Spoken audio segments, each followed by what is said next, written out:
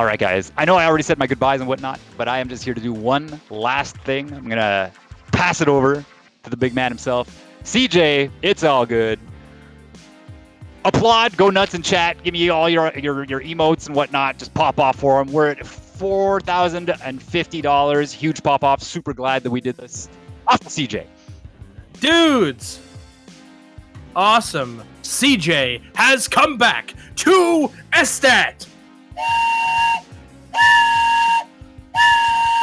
Thank you so much, everybody. Choo choo. Shoo shoes on the choo choo. Hello, everybody. Who we got in the chat? We got Cece, Potato, Shuli, Crispy Tacos. Thank you so much for that great run we just saw. Crunchy Brown, Alpha Delta Mike. Turn the mic up. Awesome. 4 ads, Coffee Fish says. CJ poggering. We do have to, unfortunately, sometimes pay to keep the lights on. CJ, you kept your job. Yes, you did. You're a real go-getter. Spicy Buns is back. We're doing Spicy's back at the mall. Wowee. Chew fucking chew, Clock. How you doing, bud? I'm telling you what, Clock's really been carrying. He's been doing all the commentary. Is it the Josh guy that plays the video game quickly? Hell yeah. Give me a hell yeah. Stone Cold Steve Austin music intensifies.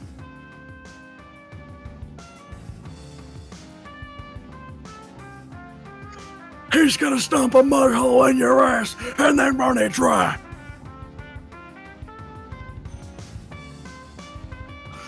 The most wholesome pop-offs. And then I did Stone Cold. I'm always down for comms, but I gotta dip for a few hours. We'll see you later. Hell yeah, Clock. Everyone, give it up for Clock. He's an Aussie. It's like 11:30 o'clock over there, dude. In the morning. 11:30 o'clock. That's NATO time for those keeping track at home. That's the official time. Clock the legend. I gotta tell you, this is gonna be my heartfelt thing. We always meet new people when we do these events. We always do. And it's the thing about event planning and SDATing and launch partying is that you meet new people and then they go away after the event's over. And I really hope that some of you, like most of you, all of you, decide to stay around after. Because this has just been so much fun. We're having so much fun. I don't want you people to go away. Y'all have been great. Hey, Rezu's new. Rezu's new here? What's going on, Zoo? I'm Dad. It's great when I wake up between 4 and 5 a.m. every night now. I can message him whining and he's always awake for it. Iris. Hi, Iris. I'm also new. Hello, new. I'm Dad.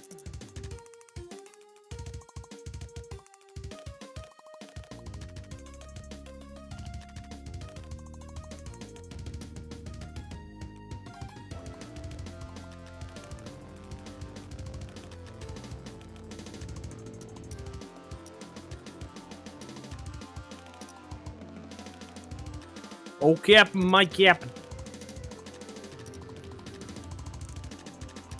If frogs couldn't jump, I'd be gone with the swim. We're just getting some pressing information from the tech channels. Thank you, everyone who's donated so far. Wowies, that's something. Sure. So, we have a really cool thing we're going to do.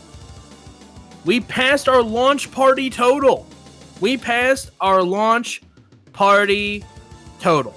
That's incredible. And the milestone for our next milestone, our amount for our next milestone, is a very specific number. The number is $4,349.87. Which is the most money we've ever raised in an event. That is the amount we raised at the original SDAT. We are $300 and some odd dollars away with 2 runs left to go in a really great incentive that we're still chipping away at. We got a lot of time. But I'm just so proud of all of you. You guys are doing great. $4,349.87. So that's less than $300. That's less than $300. That's pretty cool. All right, we're going to do a chat poll. So here you go. We're going to do a chat poll to pick the player name. Here we go. This is a new thing we're doing on the fly. Okay. So we're going to put some names in the chat. We're going to make a poll to decide what the player name is going to be for Let's Go Eevee.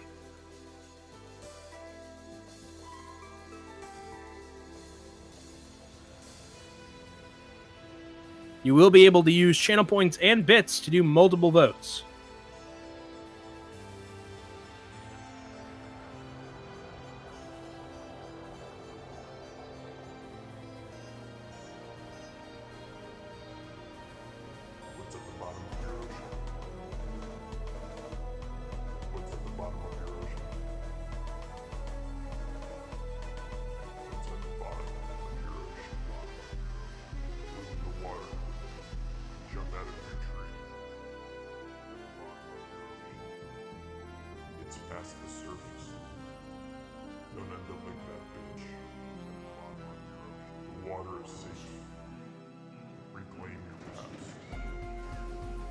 All right, I've got 3 names here. Come on.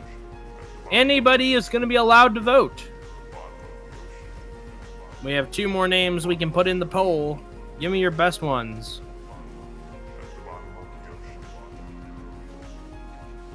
Meanwhile, in the Legion of Doom, we have a $1.87 donation from Iris saying decimal numbers.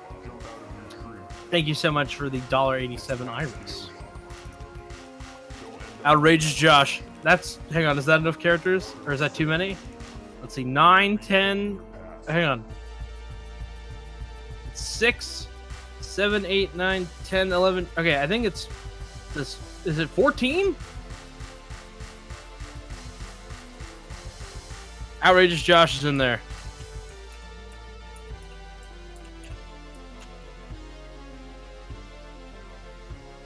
We have Clock. We have Mambo.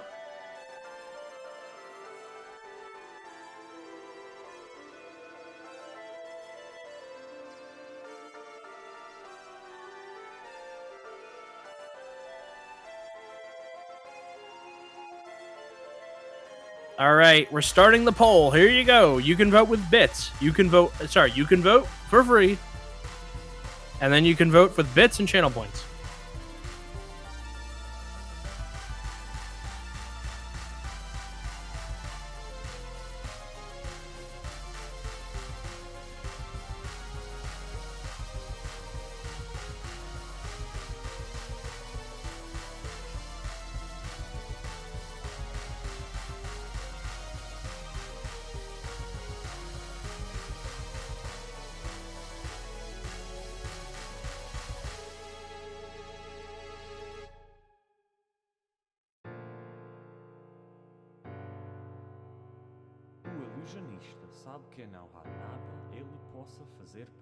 All right, let's see how we're doing. Channing is currently in the lead. Channing is winning 35. Channing is pulling away from the crowd. Mike, don't spam. Moosh is catching up. Ika is a distant third. There's still love for Outrag. No votes for 1 vote for Fen Jr. Moosh is gaining speed, followed by Channing. It's a nose and nose race. Ika, Josh is making a comeback. Moosh is in first.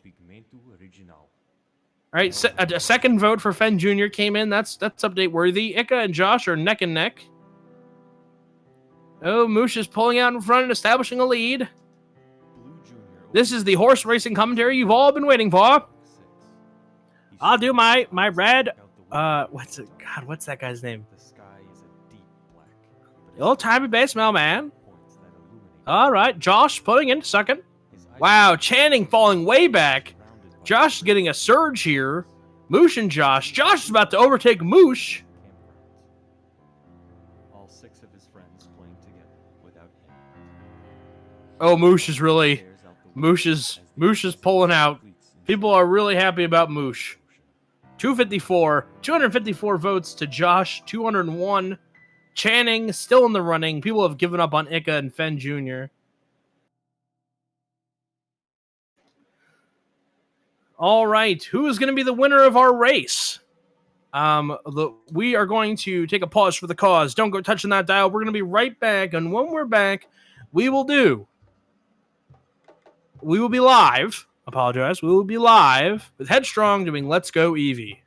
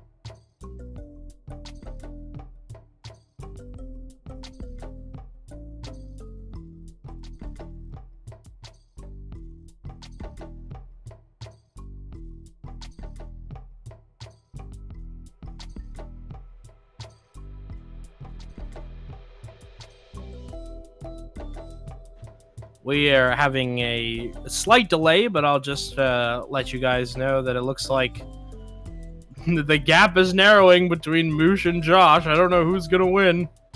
All right, now we're going to transition. Here we go. We're going to go get ready for that next run.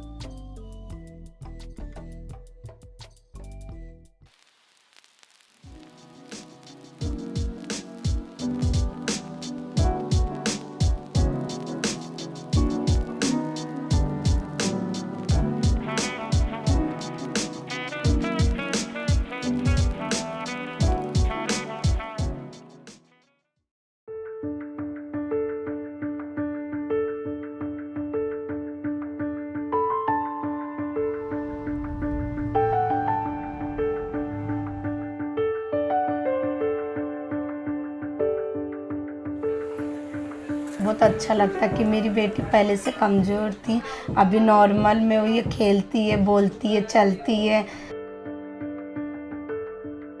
وين تمرتا وين تمرق مرارة بدو إخاجي داون والعظم يعني الناس كامل يعني يقولوا لي مش تعيش البنت يوزنوا يعملوا كل شيء الحمد لله.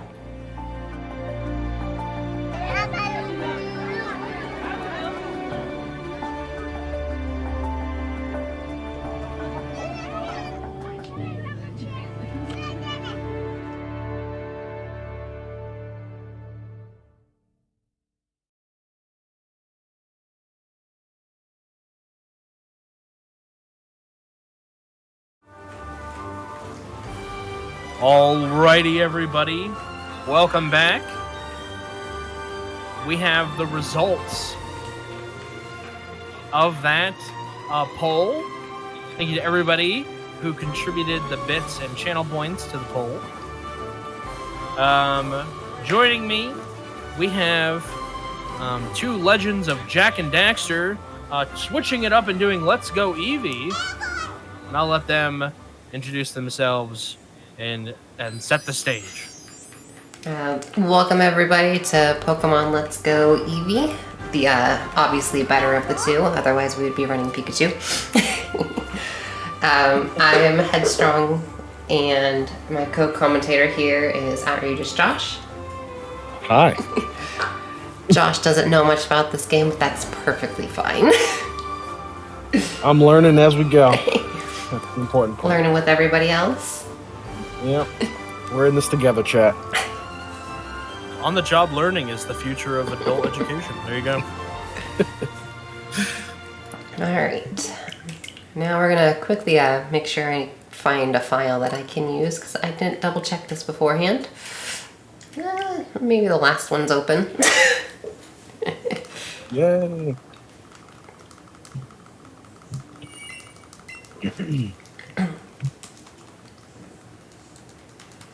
Please be workable.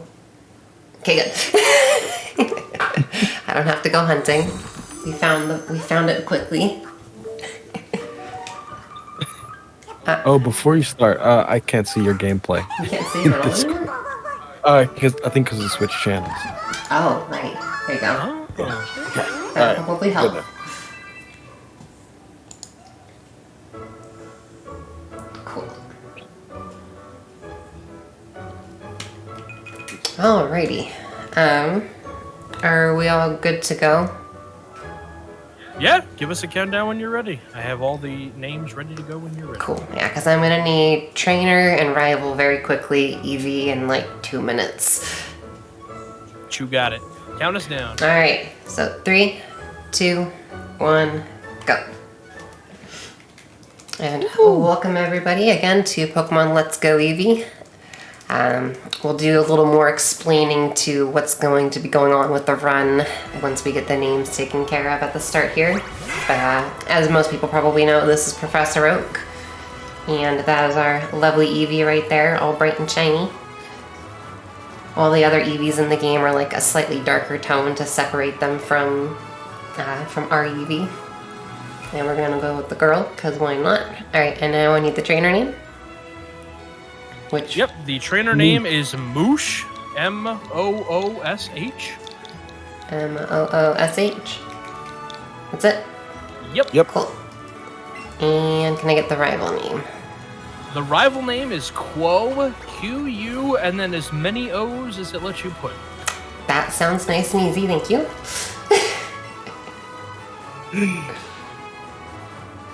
Alright, what is my rival's name? I just gotta find the Q.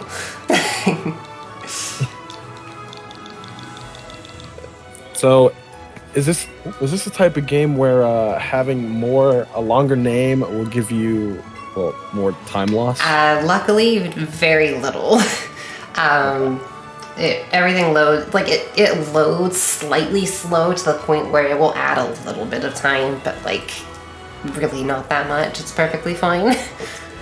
But I hope Quo is okay with that. With a little bit of time lost due to his name. I'm sure it's fine. But so this game is very unique comparatively to all of the other Pokemon games.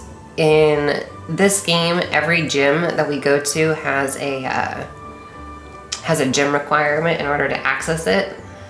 And hold on, got a menu and my hands are cold. Particularly one of the gyms being Koga's gym, which is the 5th gym in chronological order anyway, requires us to catch 50 unique Pokemon. So we're going to be doing a lot of catching throughout the run just to fulfill that requirement, and we're going to delay that gym as late as possible since they allow you to do the gyms in this game in pretty much any order other than the first 2 and the last one. But right here we just got that happy dude. He's just chilling down there in the corner. It's like the only time you're ever gonna see him.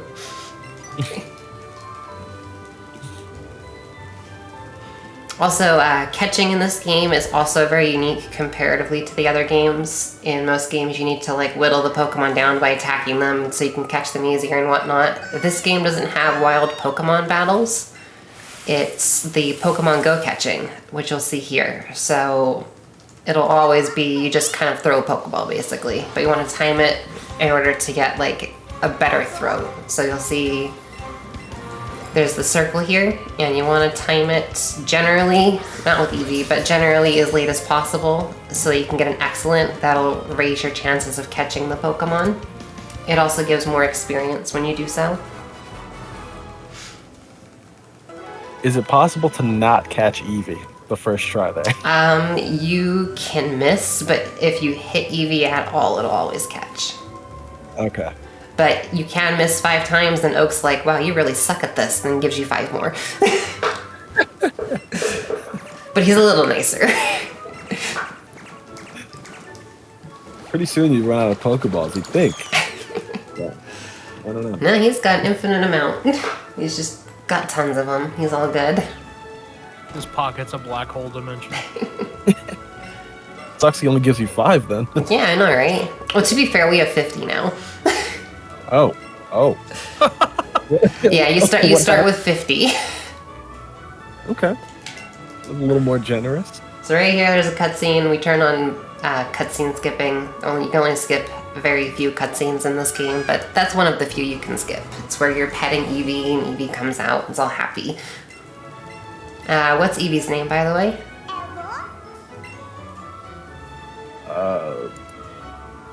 I don't even know. I need an Eevee name. Oh, I'm sorry. It's Spicy, SPICY BUN. SPICYBUN? And then ZZZ. Yeah. Okay. There we go. Alright.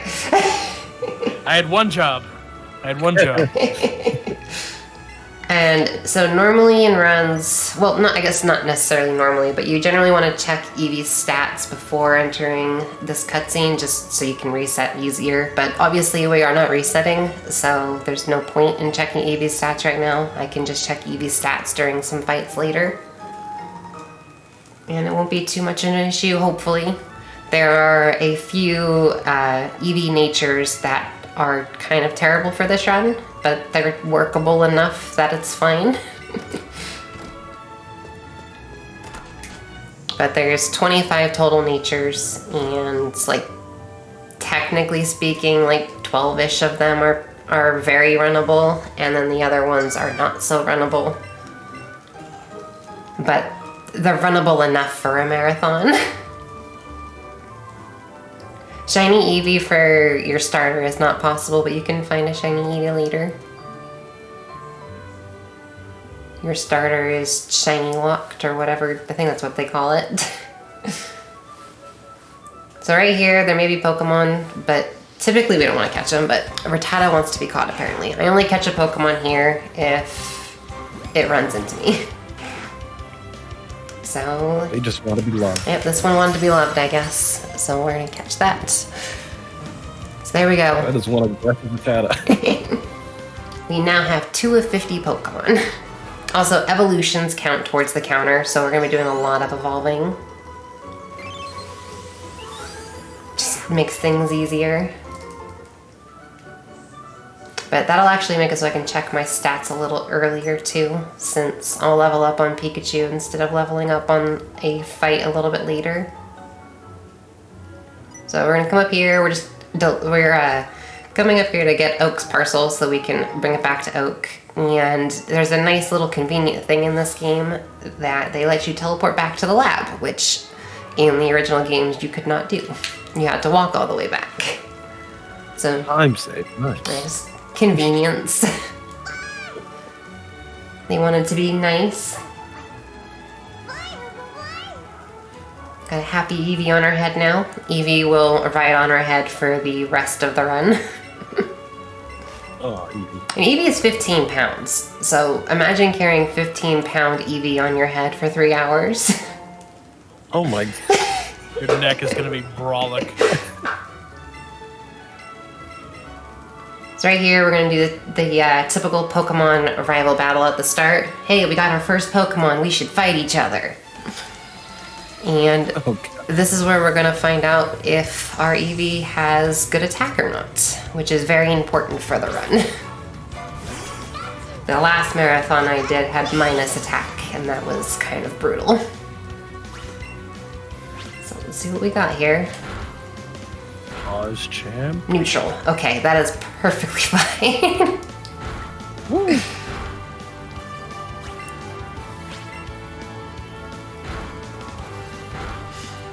I will gladly take neutral. So if neutral attack, we Let me check here real don't quick. necessarily know. Oh, 14 special, 15 speed. So I am neutral attack, neutral special attack, and neutral speed. okay. So I'm either minus in one of the defenses and plus in the other, or I'm just fully neutral. So that's perfectly fine. That's very runnable. Also, so coming up here, we're gonna do something a little special. You can pet Eevee in this game, and I was gonna bring this up earlier and I totally forgot, but if people donate $20, specifically $20, saying to pet Eevee, I will pet Eevee. This will be your one freebie. once Evie says that it's okay. There we go. So that is your freebie. If you guys want to see more pets, you're gonna have to donate $20. Now that was cute. If anyone wants to do that, I will make a special reward for it, so that your donation can be counted for a Eevee pet, a target or your incentive, and a poll. So I will make that in just a second. Sounds good. Alright, so this is our first actual trainer battle. We got our Rattata that he probably caught in this route. And in fact, it's level 3, so I mean, he literally caught this Rattata and is just using it in this battle. Poor child. Hey, we're only 10. I just can't believe it. I just can't believe you have to brutally kill this child's Pokemon. Now here's our rival. He's like, hey, you did pretty good to get up here. You can heal your Pokemon right there. And then he runs away. And now we're gonna follow him, but we're never gonna be able to catch up to him because the rival, sadly, is always faster than us. Wow. And get some nice little chill music. And not this Pidgey, please. Thank you.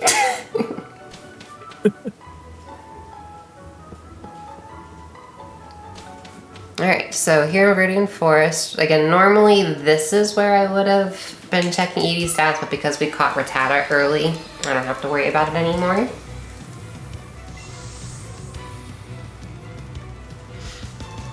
But we're just gonna beat up this kid's Caterpie, which was also probably just caught here, and that's it.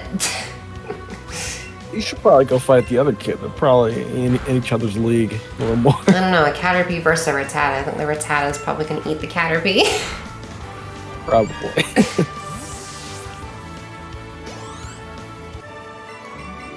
This poor dejected child. Alright, so Never to train. in here, we're looking for quite a few Pokemon that hopefully show up, but only 2 of them I'll actually catch prior to picking up what's called a lure.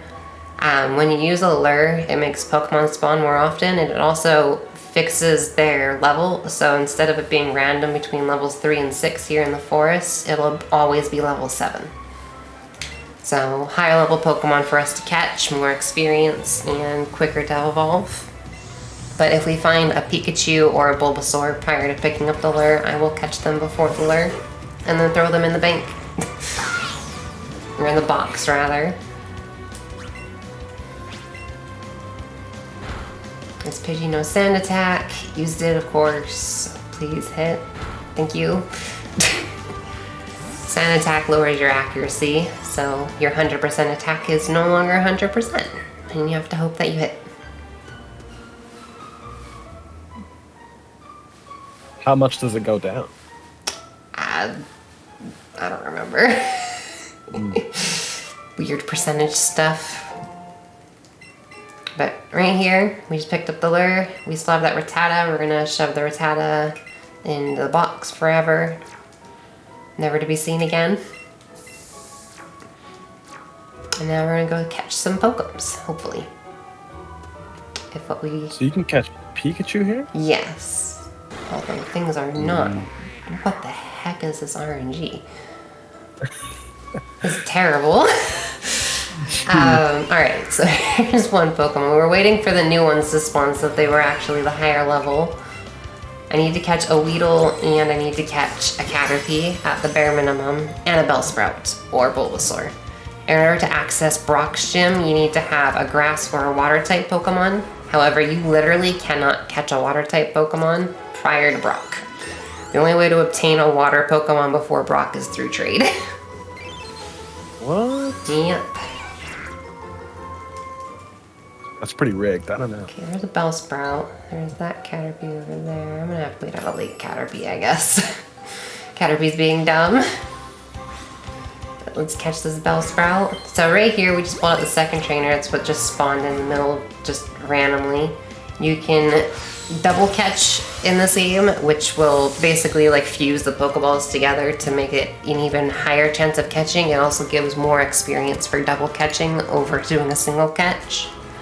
So we will generally prefer to do a double catch over a single catch. And we get to wait out all these level ups.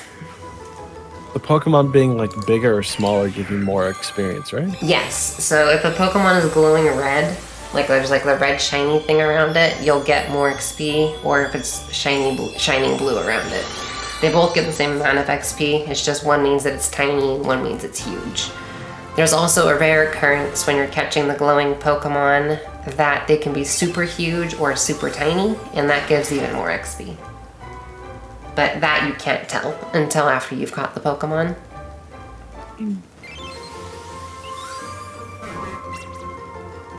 Alright, so we got Bellsprout, we got Kakuna now. We're gonna get rid of our trainer so we can do this fight, and hopefully a Caterpie shows up. This is very strange that we don't have a Caterpie. But we can find Caterpie on the route just above here as well if needed. But I do not want to go without Caterpie. That would kind of suck.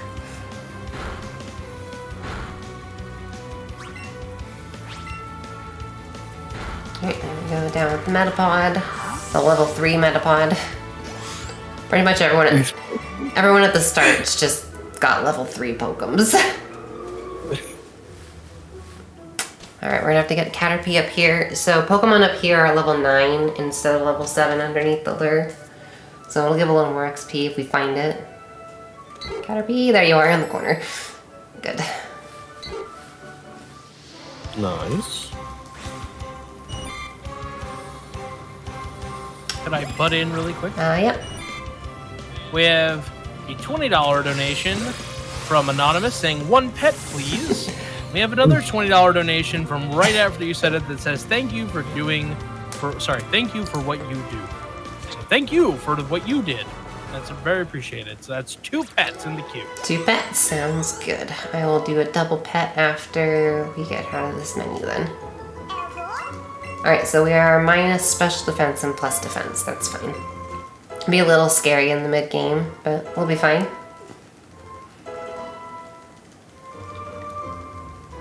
But now we've got our bare minimum Pokemon. Sadly, we did not find Pikachu, which sucks, but that's okay. I don't know. Alright, so let's pet the Eevee. Eevee's nice and happy. Oh, Eevee doesn't want those pets. I'm sorry, Eevee. Eevee, I'm sorry. I'll give you tail pets.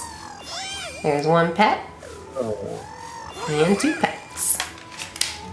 And we're out here. God, I love Eevee pets in my speedruns. They're adorable, aren't they? I didn't know I needed this, but this is great. We can also feed Eevee if people would prefer that too. So you can pet Eevee or feed Eevee. So you said your Eevee was has low special defense? Yeah, minus special defense and then plus defense. So they are a lax Eevee? Yep. Think. Sounds right. I don't remember the off ones as well as the ones that I usually run with. So right here we just gotta show this dude that we have a grass Pokemon so we can actually enter the gym, even though we're not going to use Bellsprout, we're just gonna kick, literally we're just gonna kick Brock's butt. We're gonna be spamming double kick.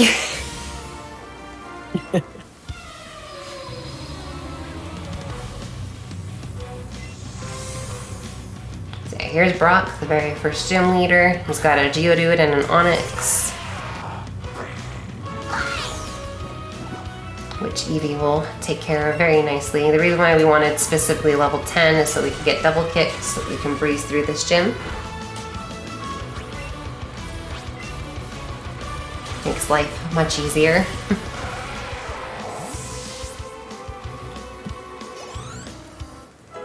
Alright, Kakuna to level 9. I love Brock's stance too. Just the way he sits there.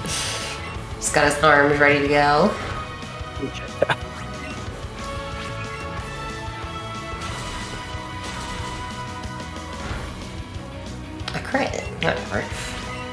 health at the beginning doesn't really matter too much. It's no big deal. A little sad that I'm in the yellow health already, considering I'm plus defense, but whatever. Alright, okay. Oh, I didn't mention that. So Evie has perfect stats when you get Evie. So unlike every other Pokemon in this game and any other Pokemon game, generally the stats are randomized.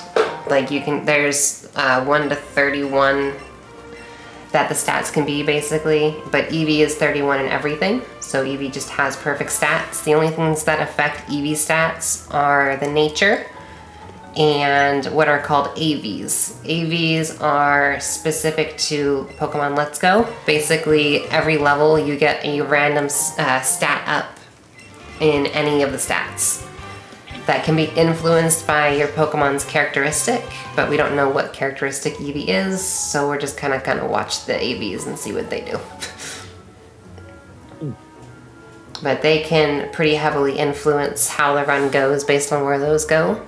Also, we're gonna come in here and do some shopping real quick. Gonna buy some Great Balls so that we can do better catching. An X attack for a fight later. X special attack for another fight later, and then just some backup stuff for healing, just in case. So these are basically like PEDs for Pokemon. Pretty much. These are like PEDs? Yeah. Okay. Gotcha. Alright, so now we can head off from our shop. And so coming up here will be, well, this person's going to talk to us. They're going to say, hey, I'm a cool trainer. I've got really strong Pokemon if you want to fight me. And then we're going to ignore them. And we're going to just continue moving on. In here, we're hoping for an Ekans. If it doesn't show up, it's fine. Ekans is more of an optional Pokemon. It's just, if it's there, it's kind of nice to catch us all. And then we're going to wait out this spinner because we're on a bad cycle. Hope for an Ekans over here. Nope, it's fine. So, no Ekans so far. Ekans can show up in one more grass patch later on after Mount Moon. If it doesn't, that's fine. Also, we're gonna come in here to buy an outrageously priced $500 magic card. Jeez. We paid an outrageous 500 Pokedollars and bought the magic card, which honestly, that's not that much. That's fine. I will gladly pay it. But this magic carp will grow up to become big and strong and grow many magic carp. I'm channeling my anime energy, I apologize. But I'm gonna throw the Magikarp in a box forever and ever, so it'll never grow up. Oh no.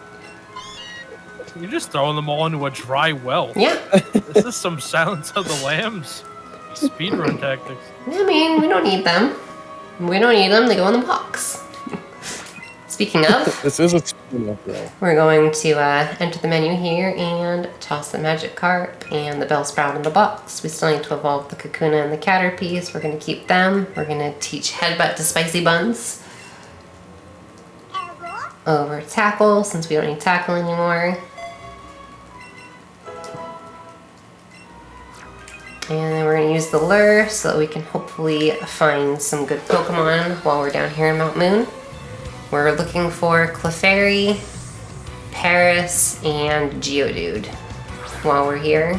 We can also find Clefable and Onix, though very rarely. This will be a test of our attack here. If we can one-shot, good. It's not horrible at all, so that's good.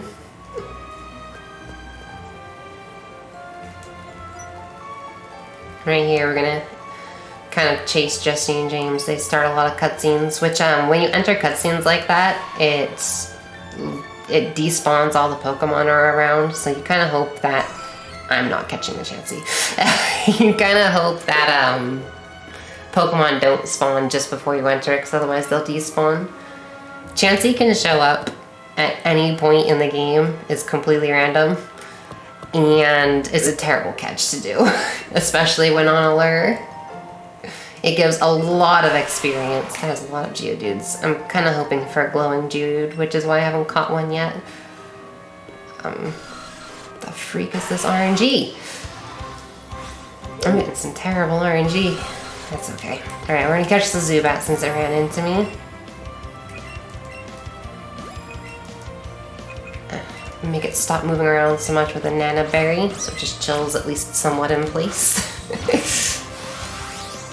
Normally I wouldn't catch Zubat here, but it ran into me. Getting weird catches right now. This game is like everywhere in terms of like catches that you have to do. It's kind of nuts how much you have to know. There's a lot going on with it. All the Pokemon have very specific times you want to throw for them, and sometimes that changes. There's like multiple things that goes through for what the Pokemon will do. There's like the usual, and then there's the off chances that it does other things too. And then some Pokemon have like 2 usuals, and so you kind of have to pick between the 2 when you throw, and hopefully they don't attack.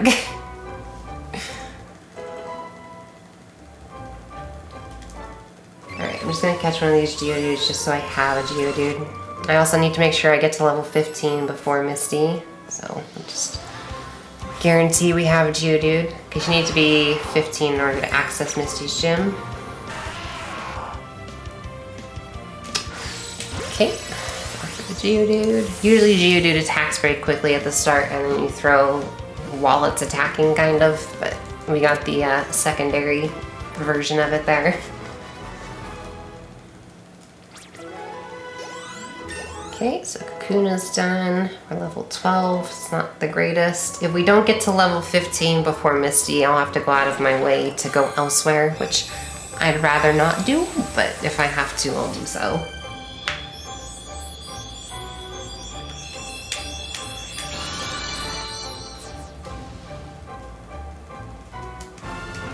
Also, if you have any donations that you want to read, you can read some donations for a sec. We don't have any donations, and quite frankly, I'm very disappointed. Did you see how happy Evie looked when Evie got pets? Also, we're $8 away from being at $4,100, which is insane because we just crossed 4,000 a little while ago. So Nice. get those donations in. We have a really cool incentive at 43.49. That's the number. Here we go. That is oddly specific. I'm intrigued. That is the amount that we raised at last year's SDAT, which is the most money we've ever raised at a single event. Oh, nice. And we're getting So close. we're really close. Yep, with 2 days to go. Nice. Could happen during this run. If people want more Eevee pets, then yeah. Alright, I had to use an extra headbutt there since I'm really low level here. I did not get good catches. You want to hope to get everything before this fight. And I'm not going to get anything but a Geodude, it looks like. Yikes. Alright, so my lure is about to run out before I find Paris or Clefairy. That sucks. Great Pokemon catching going on.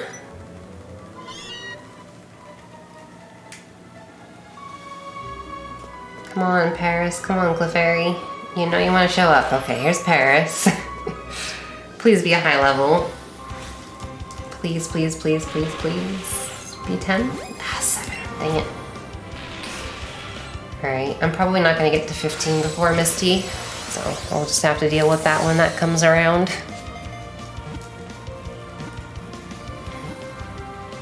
Unless we can find a glowing Clefairy, or maybe a Clefable too. That'd be cool. Maybe I should have caught the Chansey.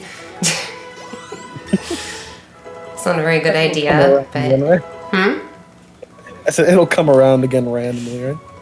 It can, but... unlikely while I'm in here. Alright, so here's our last evolution in here. Then we're gonna dump everything.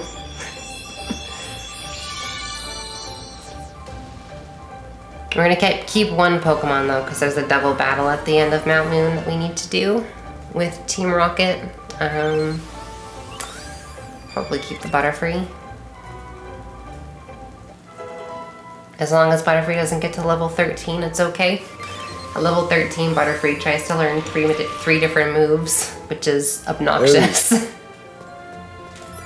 Yikes. But it also is it does the best damage. So, like, being under-leveled, I'd really prefer to have Butterfree. But just hope it doesn't get to 13 is all. We'll see how XP goes. Clefairy? Of course there's a glowing Juju down here. Game Wood. Alright, so right here is another Rocket Grunt. Has a Drowsy. Usually dies in one hit, but I'm only level 13, so it's probably not going to die in one hit.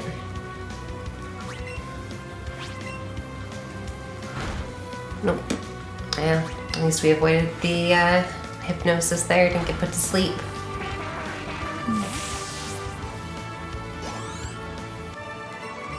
Okay, still hoping for Clefairy, please. Please, game. Don't do this to me. Alright, that's our last... Clefairy! Okay. Nice. Please be level 10, please be level 10, please be level 10. Just give me all the XP. You're 9, of course you are. Oh, work with it. Oh, it attacked! Shoot. So if you don't catch first ball, you actually lose out on XP. So I'm not gonna get as much XP as I would have liked because it attacked. What a mean Clefairy. Catches are being interesting. Alright, we're level 14. Butterfree shouldn't get to 13. If I don't catch anything else, I'm probably not going to get 15 before Misty. Alright, that's fine. Can I pop in really quick? Yeah. We have a $20 donation from Outrageous Josh. I need more Eevee pets in my life. Hashtag pet the Eevee. Thank you, Josh. I will pet the Eevee for Josh. Let's go. Oh, Evie doesn't want tail pets today. All right, Evie, I'll give you head pets. There you go. Being so picky. Wanted tail pets the first 3 times. Now wants head pets. All right. So next up is the Zubat. Should die in one hit. We're at 14, so it shouldn't be an issue. Hopefully. Yeah, Zubat was fine. Butterfree to 12. Shouldn't get to 13. It won't if we don't catch anything else. It will potentially if we catch other things. We'll see. Again, it's not like the end of the world. It loses a decent chunk having to tell it no 3 times. It's like, Butterfree wants to learn this move. No, thank you. Butterfree wants to learn this move. No. No, Butterfree. I'm sorry, Butterfree. Bad Butterfree. Oh, I crit the Voltorb good? I probably wasn't gonna one-shot it. Same thing with this Magnemite. I probably won't one-shot the Magnemite without a crit. Crit again. I did. Alright. Wow. Crits are, what, 1 in 24? I think? 1 in 24? Jesus. Yeah, something like that. I don't know my Pokemon math as well as I should. Math schmath. Says the math major. Oh yeah, about Oh, Alright, so here's our double battle.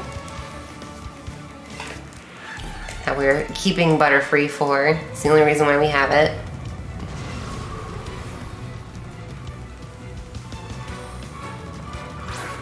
And we've got an Ekans and a Coughing. With good attack, you want to kill the Coughing first because it can poison you, but we don't have good enough attack for that at the moment. So we're not going to worry about that and just hope for the best.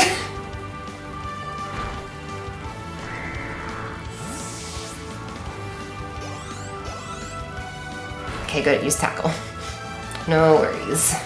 So now this is what we kept Butterfree for, is because we most likely can't one-shot the Coughing, so Butterfree will attack the Coughing too, just like that. At level 15, you pretty much always one-shot the Coughing, so it's nice to have 15 for that, but didn't have it, so it's fine. And now we're heading out of Mount Moon. Alright, so again, we would really like 15. There's a couple Pokemon I can hope to catch over here. We'll just kind of hope for the best here. If not, we're gonna have to go a bit out of our way. I'm gonna catch the Spearow. I really prefer to be 15. Although I do not have a good catch count at the moment. But this... That Spearow just blinked and it was already in the ball. Yeah, I needed to be caught quick. Trying to go fast. Yeah, oh, okay, Butterfree did not get 13. That was close. Oh my god. Very wants to learn a move, though. I knew it was going to be close, but I didn't think it was going to be quite that close. Jeez. Alright, I didn't really want to catch Spearow there because that pretty much locks us out of Fearow later, but if I need to, I can catch a Fearow, which is kind of gonna suck.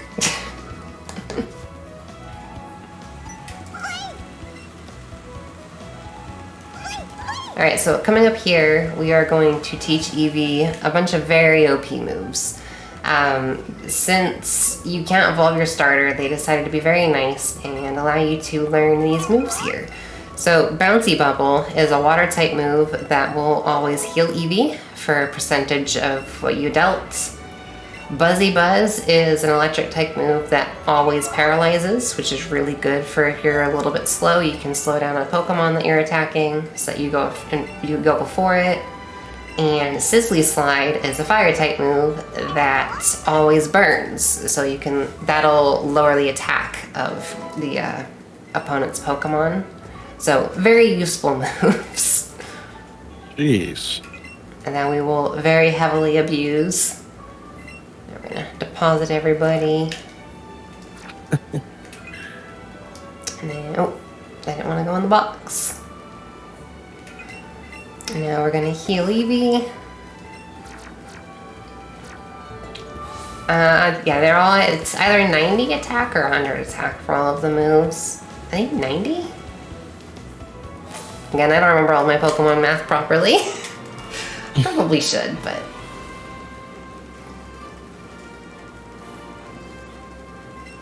So Eevee's descended, huh? Yep. Nice. So again, right here, we need to be level 15 in order to enter the gym. Otherwise, we would have had to go and do the side quest stuff before doing this gym, which would make us have to do a bunch of extra movement that loses like 30 seconds, which is why I caught the Spearow instead.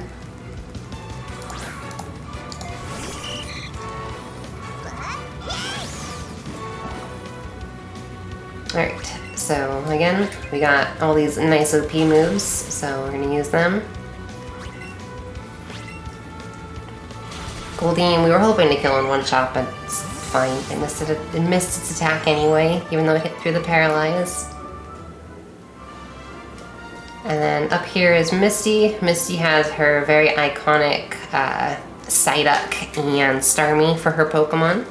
The Starmie is very fast, and so we'll be using Buzzy Buzz to alleviate that problem so that we can go first on the second turn against Starmie. We're also going to be using the X special attack that we got earlier, so that we can deal more damage.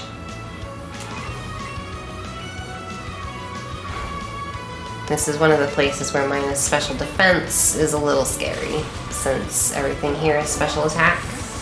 So we're gonna hope for the best.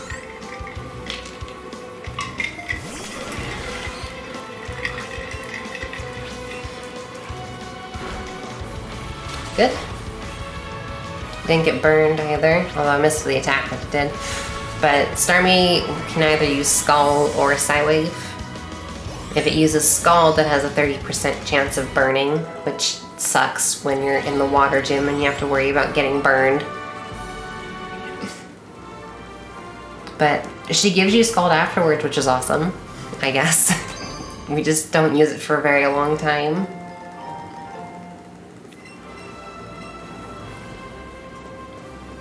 Jeez. And now we're done with the gym. We leveled up, so we should have enough health to not have to worry about healing for the next fight.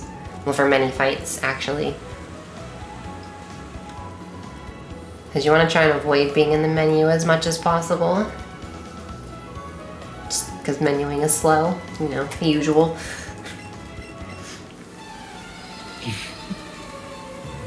Quo is back. Yeah, it's time to fight Quo! It's like an evil villain scream. Quo! So we're just gonna kind of quickly get through this. They should all die in one hit. That crit was useless. Just all the crits, I guess. And then again, we're very stacked, so we can just take care of this no problem. Flying Pokemon, no issue. Grass Pokemon, no issue. Pikachu, slight issue, but still fine. All one shot, nice and easy.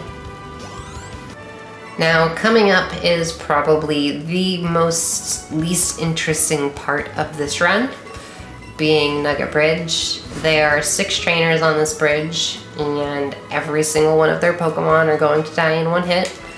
The loading in and out takes longer than the fights themselves, so it's a great part of the run.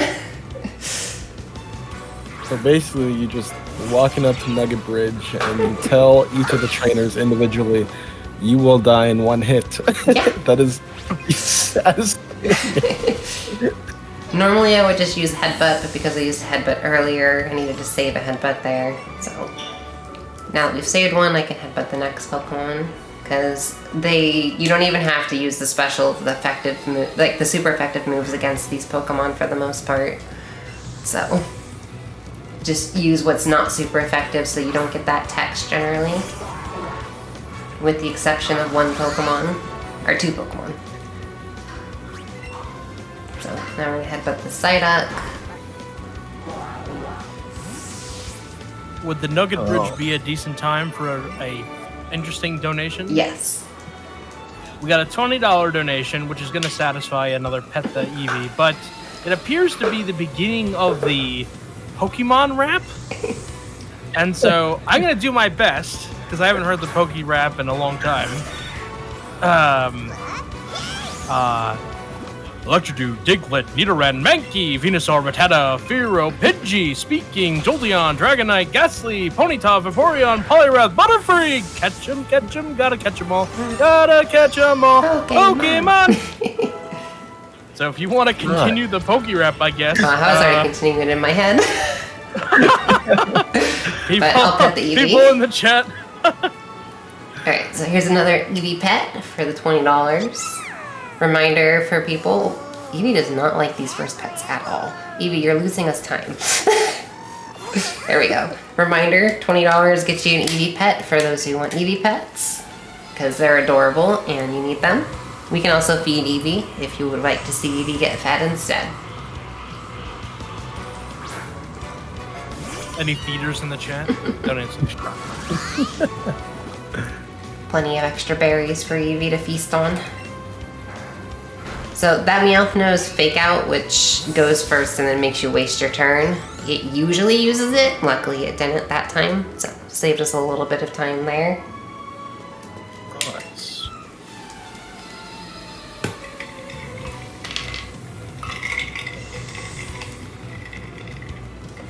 So this is the other Pokemon we're going to use a super effective move for, is Growlithe. Also so we can get our health back, because our attack gets us health back. So now we're mostly fully healed after only being at 13. Now we're at 52 of 56. Just by attacking Pokemon. And now here's the final trainer. Oh cool, Meowth's up there. Perfect. I really need some backup Pokemon. Meowth is one of the ones we don't expect but hope for the best. I didn't even see that until right now. The Meowth? Yeah, the Meowth. I was like, where is he? Up in the corner.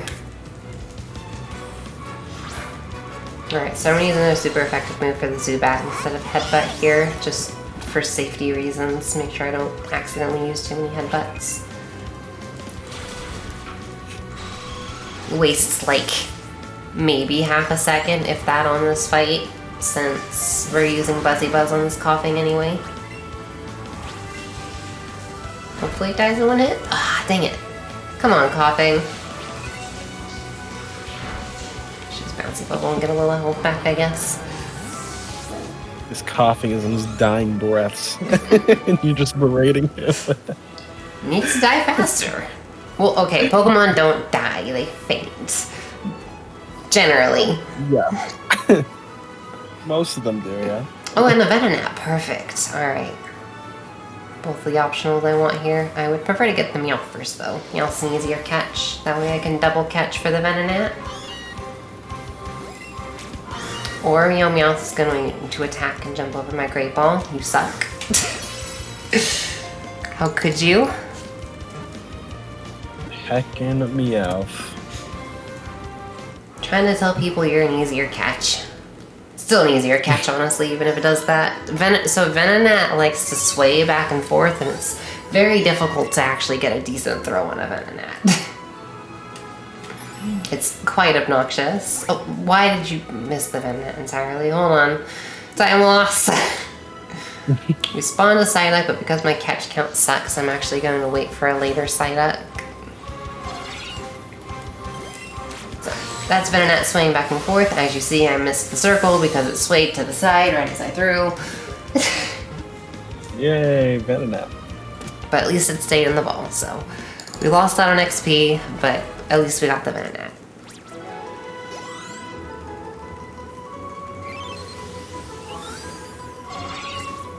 And there it is, continuing to sway. Go around you. Don't need Pidgey right now, we'll get Pidgey later. The spinner's a little tricky. Trying to hide around the corner there. So right here is the first trainer skip, so you can do that. Oh. Trainers in this game are incredibly blind. They can only literally see straight in front of them in like a specific like rectangle, and that's it. There's a few really silly trainer skips throughout the run, that being the first. The next one is probably the silliest looking. I think they're gonna need some new glasses. I think they need more than that. It's like, oh, hey, look, that person's running by. Oh, I can't quite see them directly, so they're fine.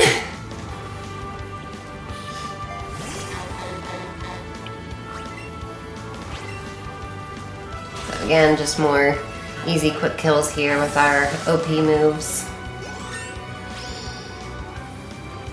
Getting to... Why do they even try?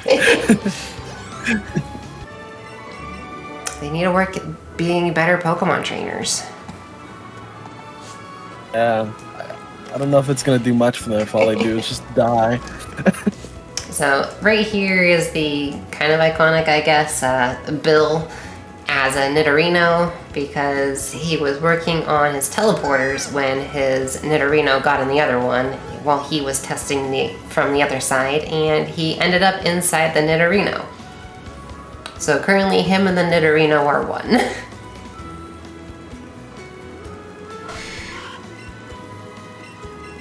Oh jeez. And so we need to help Bill get out of the Nidorino.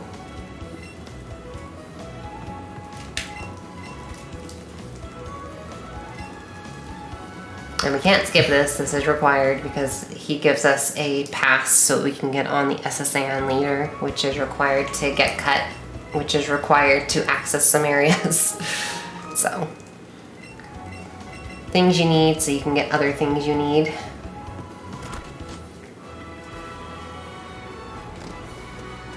It's a good question as to what happened to the Nidorino, considering you don't even see Bill's body until after they're separated, so. I don't know what happened, but it's gotta be uncomfortable. Yeah, probably.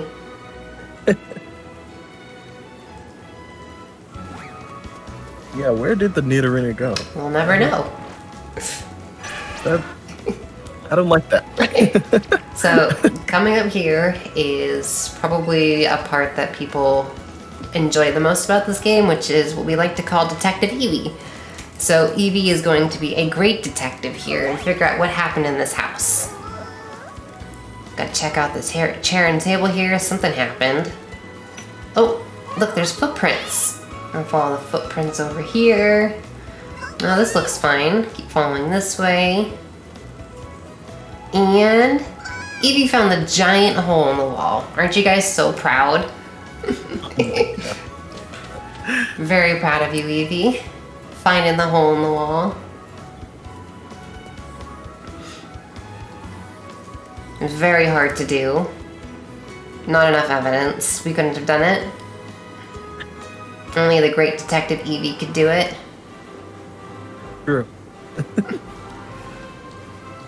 So right here, we're gonna pick this up. It's just some more Nana berries to potentially help us with some catches later if need be. Nana berries make the circle move slower and it keeps the Pokemon in place so they don't move around, because a few Pokemon like to move around a lot. And this is the creeper part. He's doing a magic trick. It certainly does not look like that. It looks like he's trying to kiss us, and we do not want that. Cool.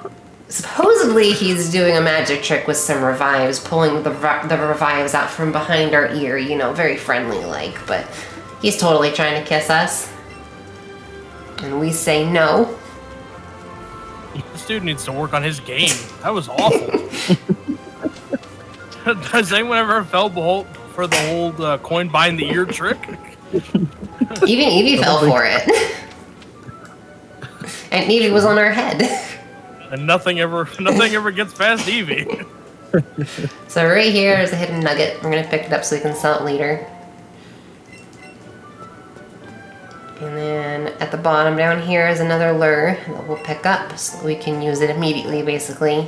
And then we'll walk down 2 of these lights, and then pause, deposit our Pokemon that we caught.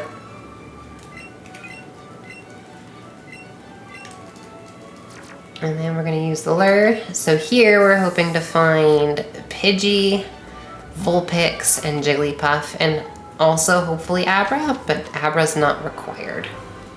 Abra's an optional catch that's just nice to have. Here's Pidgey. Pidgey's nice to get first since it's easier to catch. However, having Pidgey first also means that we really want to get it to Pidgeotto before the next fight, because we're going to be using whoever's in the second slot as our Pokemon, and it's against our rival who has a Pikachu, and we'd rather not have the Pidgey die. We want to evolve the Pidgey. So preferably it'll evolve after it catches here. Hopefully there's more catches. We're going to come up here and get this hidden rare candy. Use that a lot later. Alright, there's a Vulpix here. Is there a Puff over here? Nope, there's a Pidgeotto though. Catch the Vulpix. Preferably we don't want to evolve Vulpix, but if need be, we will. It's just a little slow to do is all, since Vulpix requires a Firestone, which is just a bunch of extra menuing. Since we wouldn't evolve the Vulpix with a Firestone until after the Vulpix has been out of our party, so we have to pull the Vulpix out, evolve it, and then put the Vulpix back away. So, tedious, but still faster than having to catch some Pokemon, or like wait around for some, so if need be, that's what we do. It's Puff, cool. So we got everything we specifically wanted. Now nice to see an Abra, but again, it might not happen. Abra is a rare Pokemon to find, but is really nice to find since it evolves into Kadabra very quickly.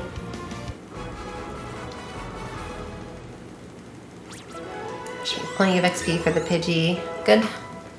Now we don't have to worry about the Pidgey dying since it'll have a lot more health as Pidgeotto. Which evolutions are on average 5 to 10 seconds faster than a catch. So generally you want to prefer an evolution over a catch.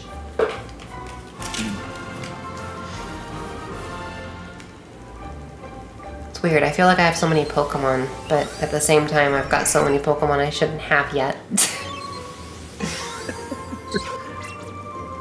It's very strange. Alright, so coming over here is the next trainer skip that we're going to hope goes well. We're going to leave this side up here for later. Okay, we got it. Imagine that. If you walk right down the center of their vision there, they do not see you. Their vision stops, and there's a little hole right in the middle. My God. We have to do that one more time on the way out of here, too.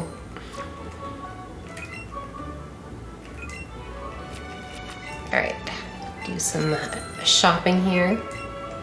This is a relatively big shop. We're not going to be shopping for a long time after this. So we're going to be prepping for a lot of things here.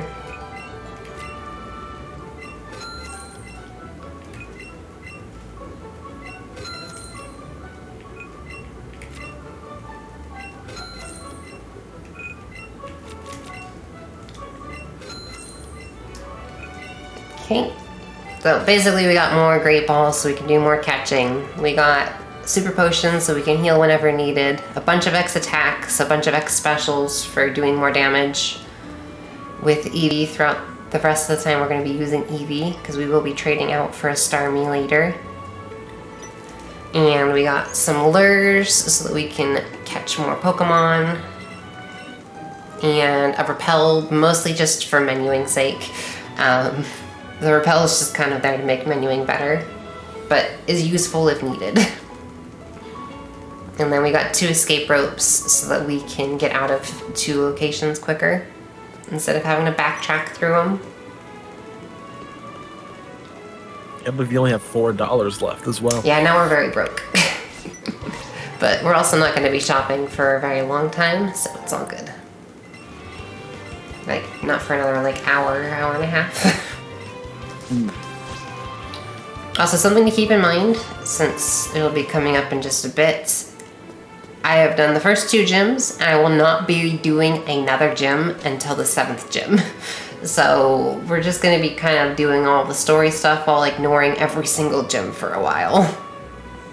That is so odd. We do the gyms in a very odd order. We do them 1, 2, 7, 3, 4, 6, 5, 8.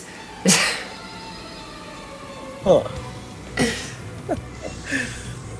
Well, alrighty then. It just works out nicely. Because you want to push the 5th one, which is Koga, as late as possible. So we do Koga second to last. So right here, we're doing our first 2-on-1 battle. Very fair, I know. In this game, you can pull out the second trainer to, do this. So basically, our second trainer is using the X items while Evie is attacking. So we're setting up and attacking in the same turn. Very fair. Oops. But they wanted this game to be like 2-player friendly kind of thing, so that's why they allowed it, but it's a little overpowered throughout the game. You'd think like the other trainer would like be given a second Pokemon or something, but no. We just get to be overpowered. I don't know, that sounds pretty fair to me. 2-on-1s, yeah, totally fair. As long as you have the 2 Pokemon and they don't have the 2. That sounds pretty fair. But what if they have multiple Pokemon? And they still can only use one, like our rival? Ew. Well. I'm no math magician, but I think that's fair. So now he's spawned back in, we're gonna get rid of him because he's slow. Every time you enter an area with the second trainer out, he will despawn, and then the area will load, and then he will respawn back in. And you're not allowed to move while he's despawning or respawning, so you don't want him there.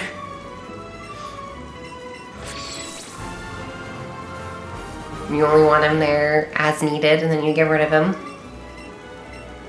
Where he comes from, who knows? He just kind of appears from the sky.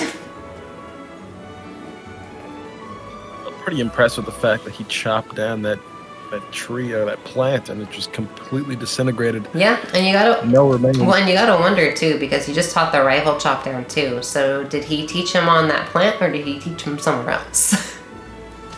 Huh. Does that plant just like revive instantly? That is a nice plant. The world's fastest growing plant. So right here, this dude's gonna look at us and say hi, and now we're gonna ignore him for an hour. He's saying, "Hey, Wow. come over here, come do this gym now that you can cut this down," and we're gonna go up here instead. But we'll see you in an hour. Hopefully this gets it. Okay, that was a sketchy one, but we're good. Got it both times. If you run into one, if you hit one of those trainers, it's a 35-second time loss. So glad we didn't have to worry about that. Now we're gonna just run up this path. Gotta make our way back near Cerulean City so that we can progress along the right path. So yeah, nice long walk. If there's any more donations or anything you want to say for like sponsor stuff or whatever. Sure thing. So, I just want to remind everyone that we have some great incentives going on that you can donate your rubles or your dollars or your dollar dues to. We have the big one right now that's looming. It's not hanging over our heads, but it's looming over our heads. Is the Super Metroid Link to the Past Combo Randomizer Hard Mode. Y'all have been super awesome with that. Y'all are at like 320 out of, I think, 440, like $120 away. That's almost done. Hard mode, you need to do speedrun tricks to beat. What? So that's pretty crazy. You have to speedrun in a speedrun? Yeah, I know, right? You have to speedrun in this like crazy combo randomizer thingy. It's awesome. So there's that. Not everyone can do it. We had one runner who can't do the hard mode. So there's that. We have the Choose the Next Speed Dog video. All of these will eventually be videos, just as a heads up. But right now, DKC3 is winning $626. Jack 2 is at $318. You should donate for Jack 2. You should donate for Jack 2. It's a great video. Just waiting to be made. And then we have a donation poll. Hey, listen, choose the colors for DKC2 Unveiled. Right now, Void is winning at $22. Post the weekly in chat. And Silver and Gold is in second. And last but not least, our next milestone is $4,349.89. We have never raised more than that. We came 13 cents short of $4,350, which is pretty nuts. But when we hit that, we are going to do a SpeedDocs crowd control show on Twitch. So we're going to do 4 episodes or streams or whatever you want to call it. We're going to do crowd control games for you guys to make our lives miserable. So we've got all that planned. Get those donations in. $20 to pet Evie. And if you include more of the Poke Rap, I will do my best. Or $20 to feed Evie. $20 to feed Evie. Evie's you gotta feed Evie. Evie's getting hungry. We haven't fed Evie this whole time. We will not feed Evie if you do not donate. Evie goes in the box at the end of the run. Evie does go in the box, however, we can still feed Evie and pet Evie. In the beginning of the run, when she was like looking at all of the where she had a file that she could like load in, chat, that's all the Eevees that disappointed her. That are just in the box forever. So get those donations in to feed Evie. And save those children. Definitely save the children. Alright, so coming up here is the first of many Eradicates. I don't know why so many trainers have Raticates, but the Raticates can kind of suck depending on what they do, because they know Quick Attack, they know Super Fang, and they know Crunch. None of which are very fun to deal with. So we're gonna Buzzy Buzz at the start so that we can go first, because I didn't see what my speed was, but at level 20 I doubt I'm faster right now. That way we can not have to deal with too much with Eradicate. Make our way over here, past the spinner, past the spinner. And now we're to our fun part of catching. We need to hope for a lot of things. Sadly, I already caught a Spearow. I said I already caught a Spearow game. There's 3 Spearows. Oh my god. This is why I don't want to catch the Spearow earlier. Because you want to usually catch it here so that you can evolve it into a Fearow, but I don't have that option right now. Since we caught one earlier so we could get to 15. So now I need to just kind of hope this last spawn here is good. There can only be 4 Pokemon at a time in this section, which is why we have the repel as like a secondary thing. It makes menuing worse if you have to use the repel, but it's useful here so you can get rid of all the Pokemon on the screen if needed. There are four Spearows on the screen. Game. So, use the repel. We'll wait some more. Hey, look, a Krabby. Much better. No, I don't need another Bonito.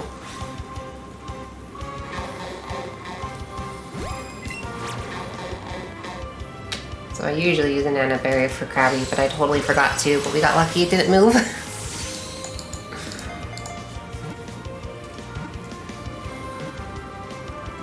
Good. Stayed in the ball. Krabby can be a little obnoxious sometimes. Krabby is an optional Pokemon. Doesn't always show up. It's one of the rarer things to show up here. So, nice to get.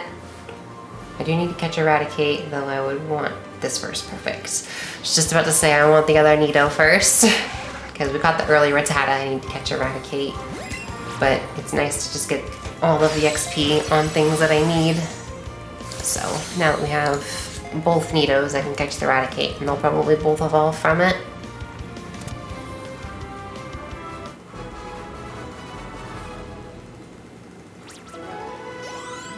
Good.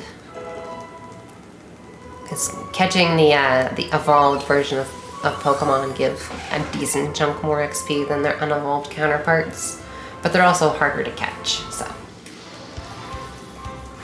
But Eradicate's generally not that bad. I say, and it's probably gonna hate me very much, but hey. I threw it great. I thought Eradicate was a smaller circle afterwards. Well, let's just hope it stays in. Perfect. Nice. So, yep, lots of XP. Oh, not quite enough for the other Nito. That's fine. Alright, so there's an evolution.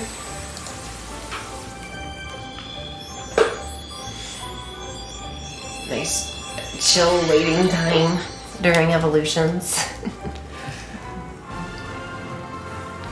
Love the music though.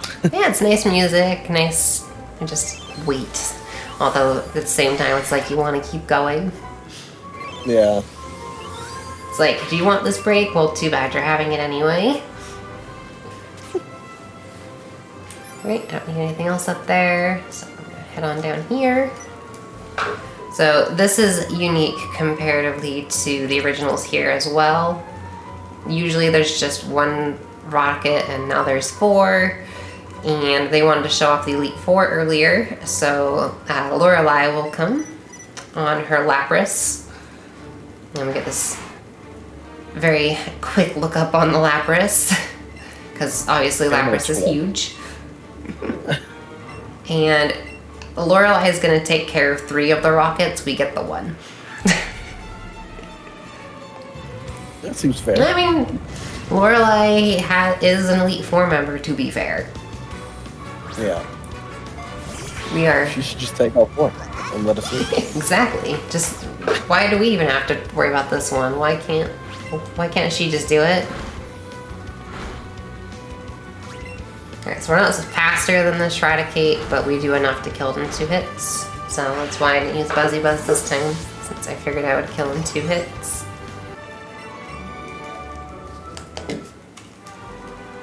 There we go. So that one runs up there, and the other 3 run into the cave. So they get a little separated.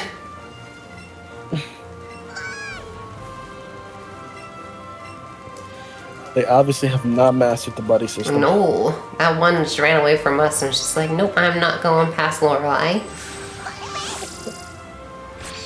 Now we're gonna enter Mount Moon here. Or not Mount Moon, Rock Tunnel. We already did Mount Moon. Rock Tunnel has a lot of Pokemon that we want. Here is one of them, being Machop. We want to get Cubone, Machop, Graveler, and Rhyhorn. Why am I using a Raspberry? Well, too late now. We're using it. Also, Charmander can show up here, but Charmander is a 1% spawn. I like those odds.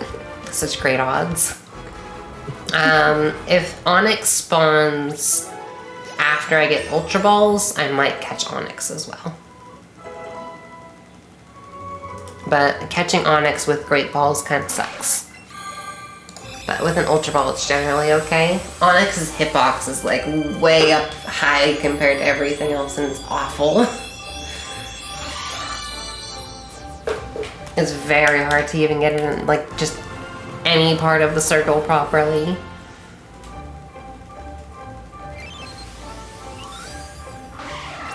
Alright, arena's evolved.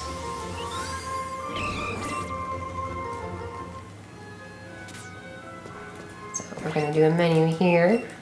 Clear out our Pokemon here a bit. Don't need an arena anymore, don't need an arena, and don't need Raticate. So into the box they go. Goodbye, Pokemon. Now we're gonna fight the Slowpoke dude, who is also dressed like a Slowpoke. All the Pokemaniacs are dressed like Slowpokes. Interesting. Yeah, there's the Kind of cultish. they're cute little PJs. Yeah, I like it. They got Pokey on the brand.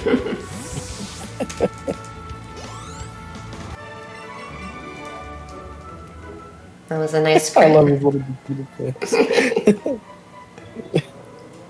Hi Onyx, I said I can't catch you right now. Oh, what a surprise that was. Yeah, Onyx likes to do that. Takes up a lot of room when it spawns in. Alright, this is where we usually can find a bunch of Pokemon, though they're spawning in very slowly. At least we have a Cubone. I figured you would jump. Cubone likes to jump around and do that. Cubone, please. Give him the ball. So I have a question. What's your question? How are you so accurate when it comes to throwing Pokeballs? Practice. Because I remember when I played this game, I was not accurate at all. Practice and knowing how to throw. Especially for those side throws, you don't do like a chop or whatever like people usually do, or like throw them to the side. We like, it's hard to explain the motion there, but it's not what you would think of when you're doing that motion. Oh. It's like you hold the Joy-Con directly up and then you swing it to the side rather than like, I don't know, it's weird. Like opening a door is the motion. Interesting. Opening a door? Yeah. Trying to imagine it. Yeah, I'm trying to think. Well, like how a door like moves on the hinge.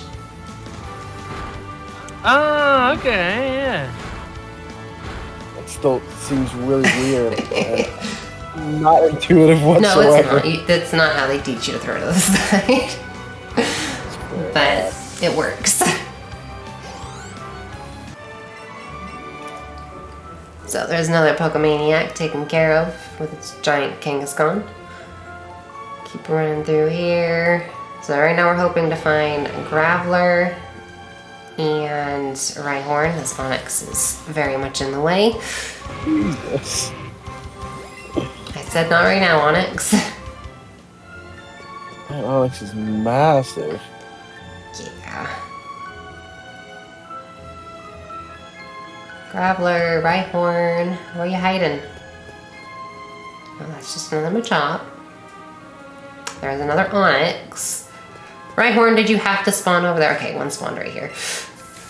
But he's turning back anyway, so I could have gotten the glowing one. Oh well, it's fine. Alright, so Rhyhorn is our first Pokemon that we get to ride. Ooh. Which is Rhyhorn. which is much faster than walking on foot. If you don't get Rhyhorn, you lose like 50 seconds. Just in movement. So it's nice to see a Rhyhorn. And the earlier in the cave, the better, since you can start your faster movement. Why did he turn back up there? You weirdo. Are some Rhyhorns faster than others, or they're all the It's same? all the same speed. But there are Okay, I different figured. speed Pokemon. It's like later we'll catch a Rapidash. We'll catch a Ponytail and evolve to a Rapidash, and that's much faster than Rhyhorn. Also good to see this Graveler. It's our final need Pokemon, everything else is optional. Graveler is a secondary catch, but we really like to do it for the XP, because Graveler gives a lot of XP. And it's generally not that bad of a second evolution catch, so it's fine. Oh, I had super size. That's a lot of XP. I wasn't expecting this much XP. Jeez. This is gonna be a long menu. Early double edge, I do not want to do. Not this early. Krabby's gonna evolve on the next trainer. It's very early for Krabby. All of the menu. So we catch Graveler because a non-glowing Graveler gives 1,202 XP. Glowing is supposed to give 1,802, and as you just saw, I just got 4,805.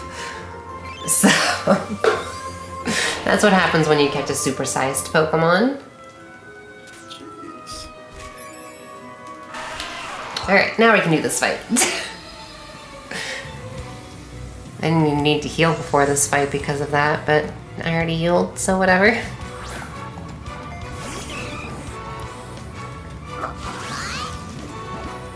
So normally you want to heal before this fight because this Machop can hurt, which is why we use Sizzly Slide, so it doesn't hurt as much.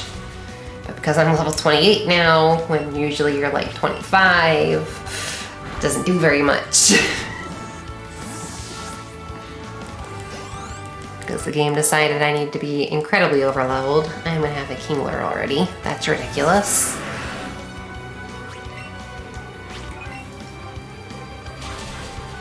Okay. Take care of the Rhyhorn, nice and easy, because we're very overpowered, and now we're very overleveled.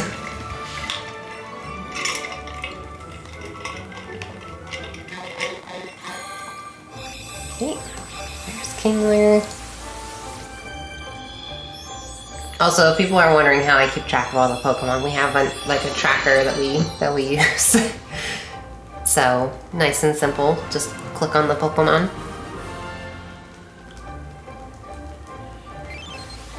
How many are you at currently? We have 33 caught. Of 50 that we need, and we have 51 planned at the moment. So we can change. Why am I pulling you out? We can change what we need as needed. Dang it, Onyx! You know what? I'm right before Ultra Balls, but this is you apparently really want to get caught, so let's do it. I threw a grate that can help. Be good, Onyx. That was one shaken out. Are you kidding me? Mean. Come on, Onyx, be good. I'm literally right next to the Ultra Ball person.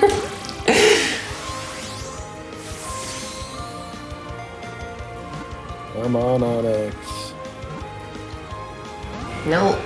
Oh my god. This is why you don't catch Onyx before the Ultra Balls, but... Onyx kept running into me, so I thought I wanted to be caught, but apparently he just wants to bully me. We're in too deep at this point. Yep. There we go. Nice. Since I caught Onyx, there will be something special much later on. Onyx is a rideable Pokemon. Very slow. But Onyx is a rideable Pokemon that people enjoy to see being ridden, so I will ride the Onyx later. But not now. So if you want to see me ride the Onix, you gotta stick around.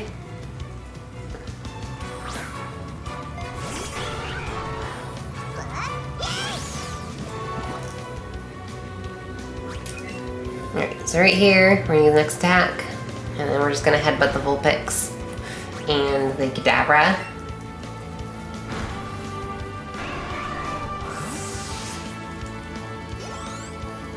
Kadabra generally outspeeds me, but I am level 28, so I might outspeed it. Nope. That's fine. Doesn't really matter. Get one shot anyway. Yeah.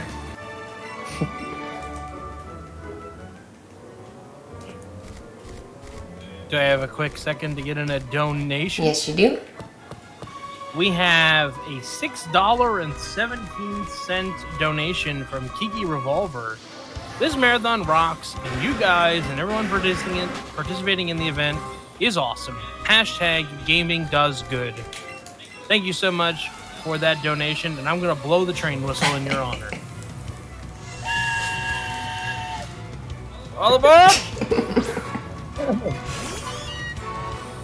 Gotta ride that train.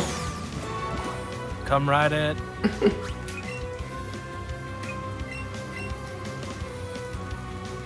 So right here, we just want to get our health back. So we use next special attack so we can one-shot both these Pokemon and use Bouncy Bubble because, well, that gives us our health back. Wow, that's such a good move. Deals a lot of damage, heals us, keeps us out of menus, you know. Of course you quick attacked. You had to get in hidden, didn't ya?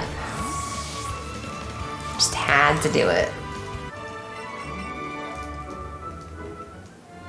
Alright. That was our last fight here. Get rid of our lure. And exit Rock Tunnel.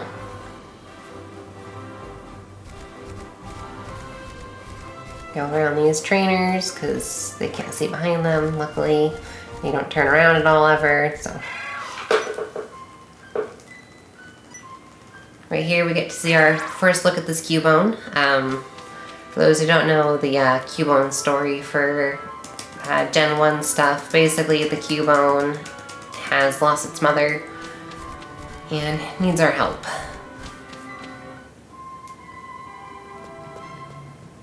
But we won't be able to help for a while. Also right here, we're gonna bully our rival again.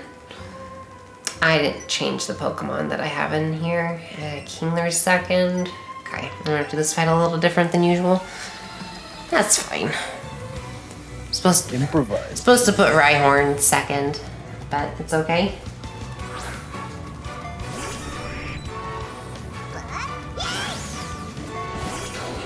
We'll work with it. Still work on the setup.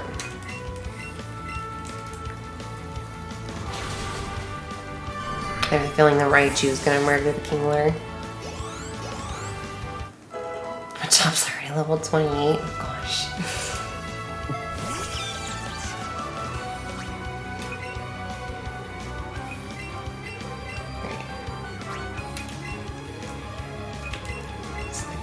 Twice. No, the Kingler's alive! Go, Kingler! Woo. So proud of you. No, you're not alive anymore. Well, you tried. Good try, Kingler. So I didn't need it alive anymore, but it's gonna lose me time since I have to pull out another Pokemon here. Well, Graveler.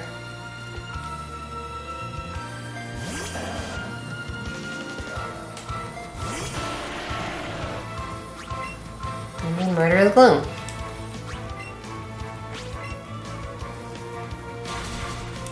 There we go. We cheated against our rival again by doing a double battle.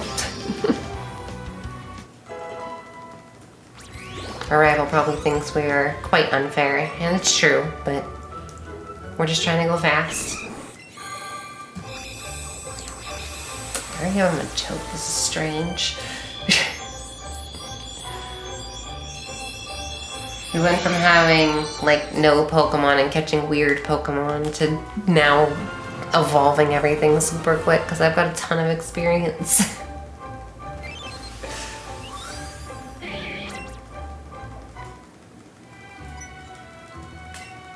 So we're gonna keep the Machoke because there's a few fights where we usually use Machop as our secondary Pokemon. So we'll just leave the Machoke, I guess. It's not necessary to use the second trainer, but it just makes the fights better.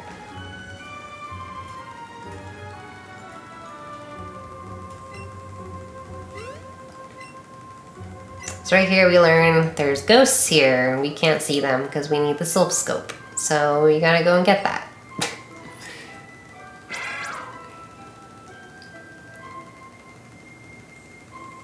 And Cubone's like, hey, I want my maw, and then sadly walks down the staircase. Oh. Alright, so let's get rid of the Kingler. I guess we'll keep the Machoke. I might as well keep the Graveler. I'm gonna have to use it later anyway. Okay. And escape rope. So that's our first escape rope used. So we can head on. Wait, the mom was dead? Yeah. That's really sad!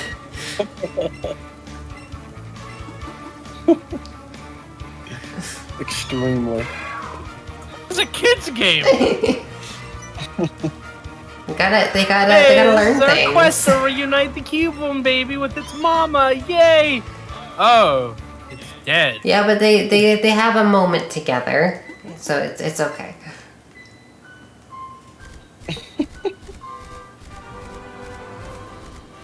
Also, yeah, to answer a question I see in the chat there, we need to catch 50 unique Pokemon in order to access Koga's gym, which is the 5th gym, and so we just need to get a lot of Pokemon.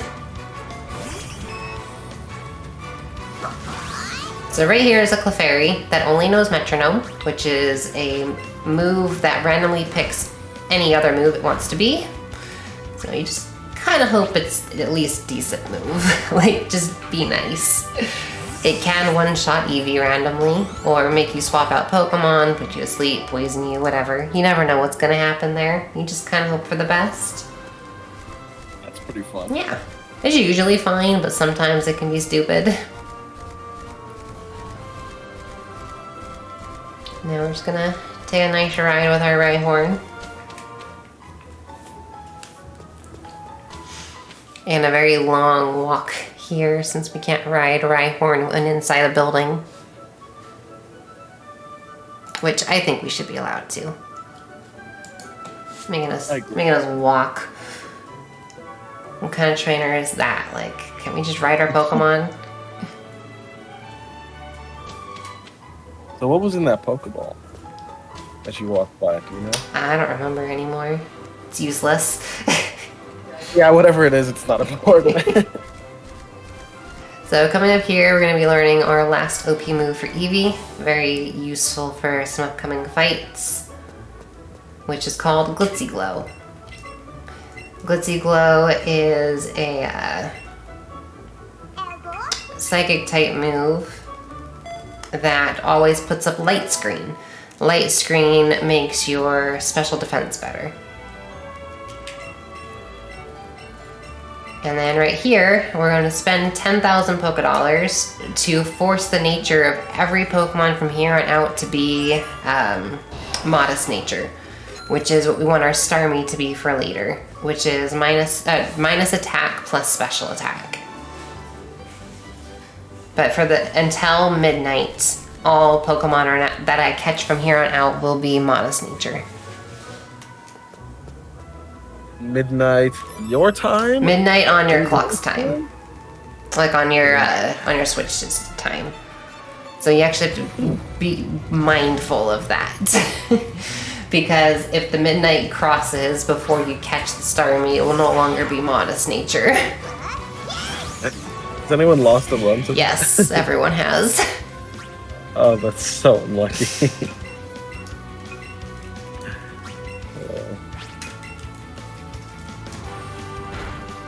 Not so much recently though, since we changed the clock to 4 runs now, generally speaking, for manipping an item, because all hidden items also respawn after midnight, so we try and get 2 moonstones instead of just 1 with that.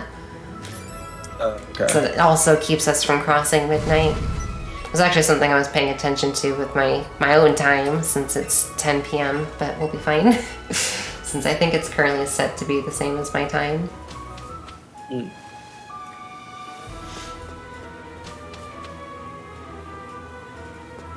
Alright. Well, imagine manipulating time. That'd be nice, wouldn't it? Manipulating time.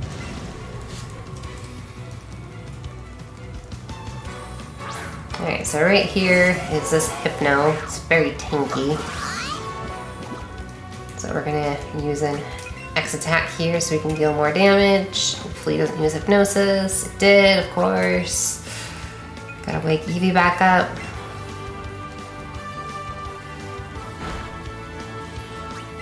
And then we'll headbutt. Hopefully flinch. Nope, hit Hypnosis again. You suck, Hypno. We're back awake. I'm almost dead. We'll be fine. Okay, Hypno's dead. Scary. That was a not so good fight. Now I need to heal before the next fight. And during the next fight too at the same time. Sadly I was too low health. I would have died from the Rattata, but that's okay.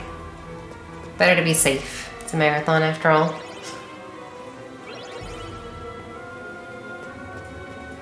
So right here, we're gonna bully this trainer by pulling out the second trainer. Has a Rattata and a Voltorb. We just can't really generally one-shot the Voltorb, so having the second Pokemon out is good for that. Also lets us bouncy bubble here so we can get our health full. By setting up an X special attack. There we go, we're full health. Nice. Use it again here. Generally this would also give you more health, but again I had to heal. And Brick Break just in case it doesn't die. But it did, because I'm level 29.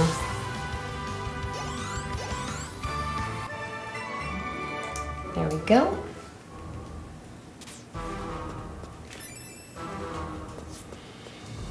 And come down here. We need to get the elevator key so we can use the elevator to get to that other side of the wall there.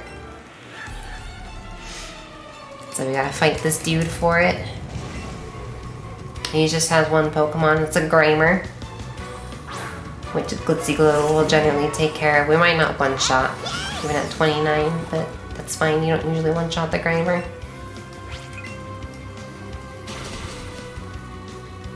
It used Harden, so that's no big deal. Now it's dead. Alright, so coming up is something of that, for a children's game, this game should not teach kids, but it does. There is a vent that we need to get to gain access to. What in this room do you think you should use, if this is a kid's game, in order to get into that vent? Tide Pods. I would hope not.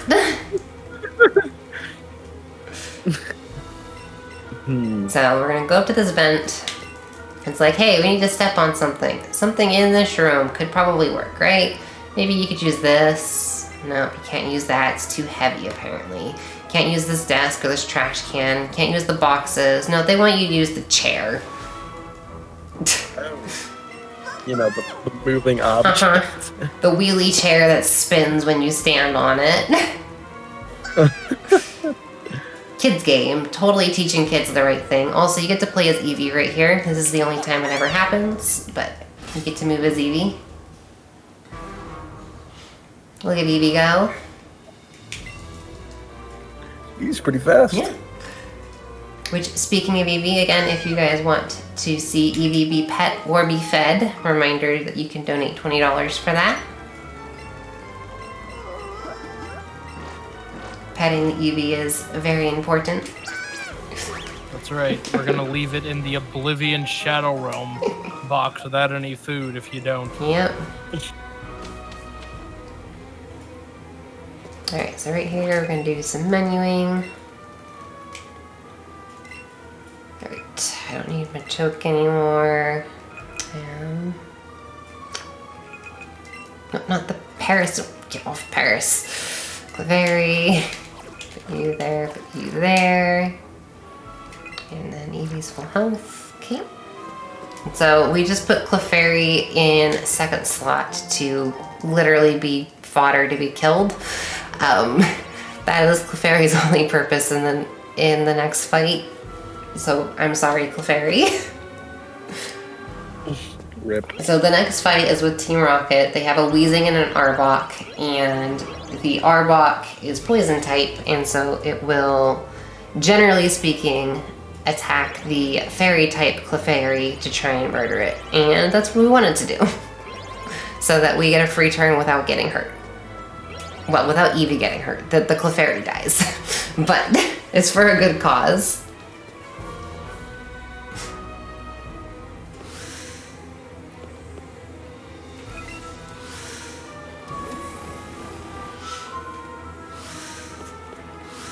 Alright, so here's the fight. Well, so you always have to, for fast movement, you always want to look at Jessie, because the game always forces you to look at Jessie and never at James. So, going into the Team Rocket cutscenes, you always want to look at Jessie for him. That way the game doesn't do it for you. So, Or James. I know, right? So right here we're going to buzz the Arbok so that we can slow it down. And with the Clefairy, we're going to use its turn as fodder to use the next special attack. And then it dies. Oh, it even got crit, that poor Clefairy.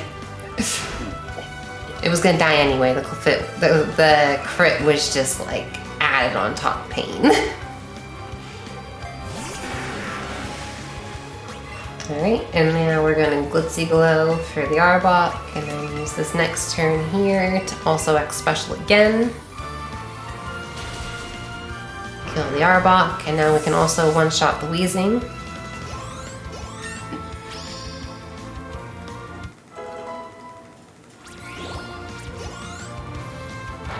Good, attack the Rhyhorn. So heal. Now we can use this turn to heal since we didn't lose too much health or anything. So all good there. Back at full health for the next fight. And Team Rocket's down. This section here used to be like the worst part of the run before we started doing using like multiple Pokemon things with the second trainer like this. And before we realized that we should put in a fairy type Pokemon as fodder, we used to not do that, which caused Eevee to die a lot in runs. And before we did 2v1s, these next two fights also used to suck a lot. But now with the 2v1s, it makes them a lot better. Since now we can set up and attack in the same turn. So we're gonna Glitzy Glow, and then use another X Special attack, because we like to pump our Pokemon full of pills, basically. I almost one-shot the Weezing. Not quite, but close.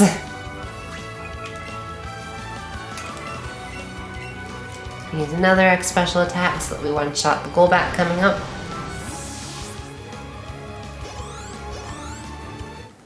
And Cubone's evolving already. Sure.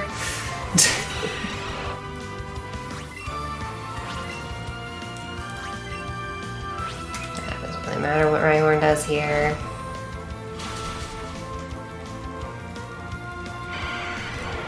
Alright, so this will be the first fight that we do not use Eevee as the main Pokemon for.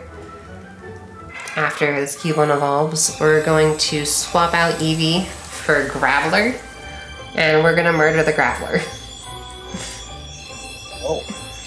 The Graveler knows self-destruct, so we're going to pop it full of X attacks and then blow up the Graveler to kill the Persian coming up. Oh my god. A willing sacrifice. Yeah. There's a lot of sacrificing happening in this section.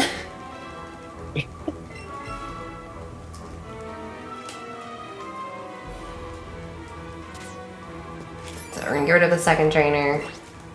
Open the party, swap out with Graveler.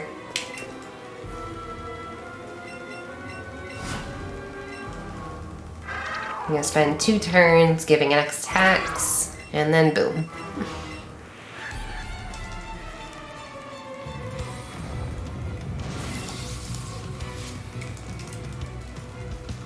Also, this is the first of 3 fights with Giovanni. 1 here, 1 in Saffron, and then 1 as the final gym leader. 1 X attack. Does Giovanni have to be last in Yes. the gym leader fights? Okay. You have to get the other 7 before you can access Giovanni's gym. Gotcha. Alright, so boom, dead Graveler. And dead Persian.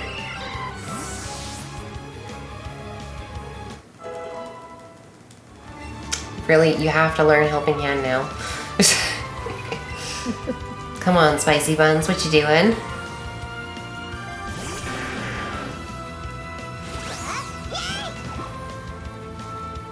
And now the Trihorn goes down very easily to Bouncy Bubble. And we get our health back.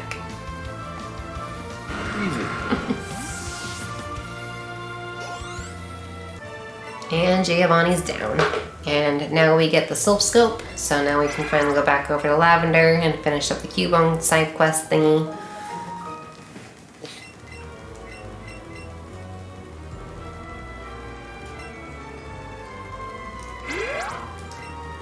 Cubone starts running off because we just saved Cubone from being taken from Team Rocket. Now we gotta go help Cubone.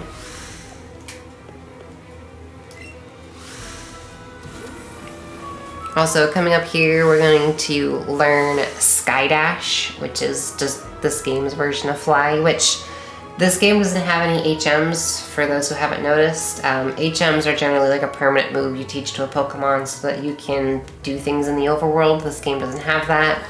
Eevee just learns everything as like some weird secondary kind of things, basically.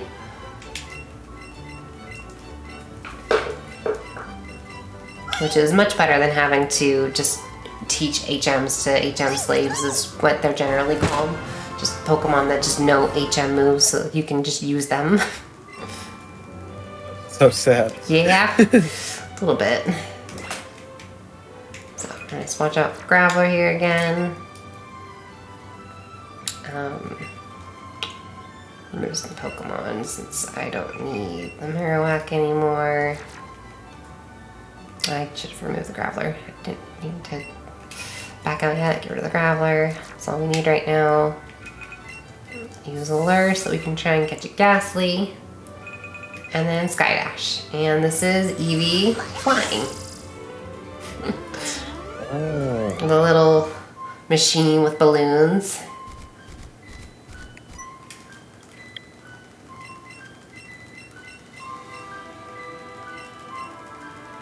Just a little interaction between our rival and that person. Also, just more proof here that our rival is afraid of everything. So we had to take care of Bill because our rival didn't want to, because he was afraid of the talking Nidorino. And right here, he's afraid of ghosts, so we have to do this too. Later on, we have to fight Giovanni because he wants to take care of Archer, who was the other guy we fought just a bit ago, instead of Giovanni, because he doesn't want to deal with Giovanni. Basically, our rival doesn't want to deal with anything. What the heck, dude? I know. He just doesn't have the spoons today. Can you take care of this, pal?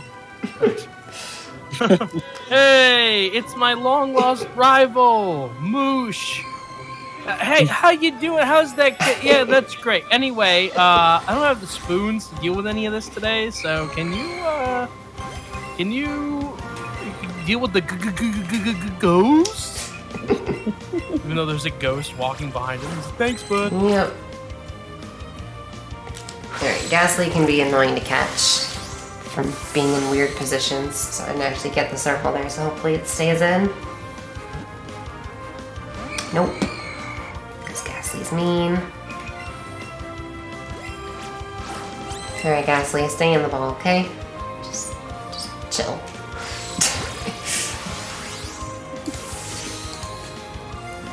Just relax. Be in your Ultra Ball. There you go.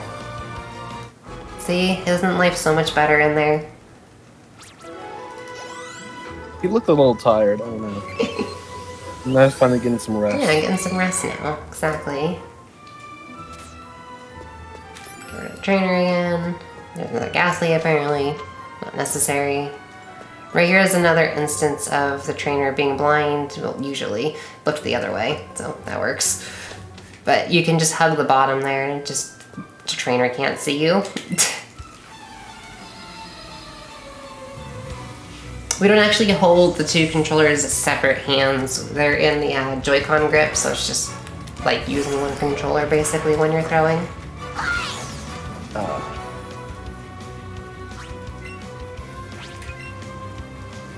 Makes everything just nice and easy. All one big controller.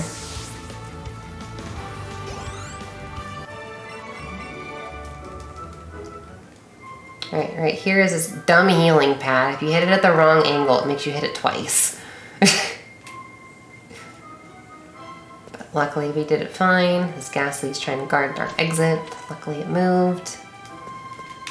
Do another fight with a hunter. I think this is hunter here. Yes, it's hunter. I'm not going crazy.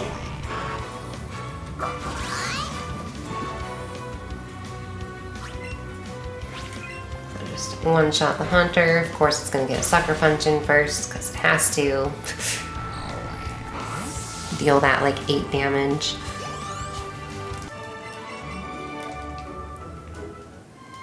Right here is some more Ultra Balls. Very handy. Now, this is the cutscene with the Cubone that we are going to be skipping. But this is where Cubone sees its dead mom and comes to terms with the fact that its mom is dead. So this big ghosty here is Cubone's mom. And then we skip the cutscene. And now there's just a sad Cubone, just dealing with the fact that its mom is dead. Learning how to deal with loss. And now that Cubone goes with our rival. And we will murder that Cubone later. So, the poor Cubone.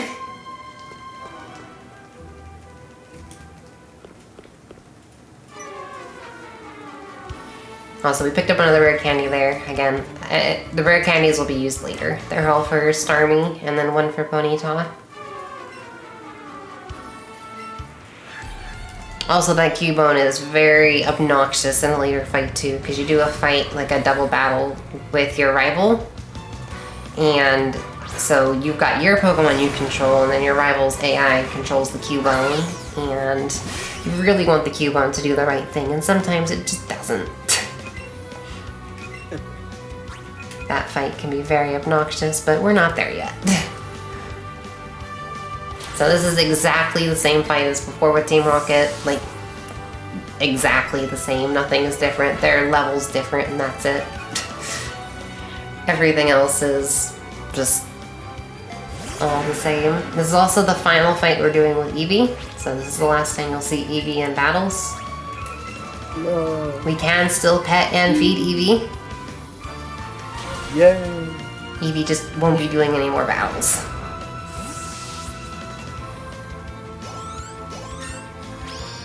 A level 28 Rhyhorn.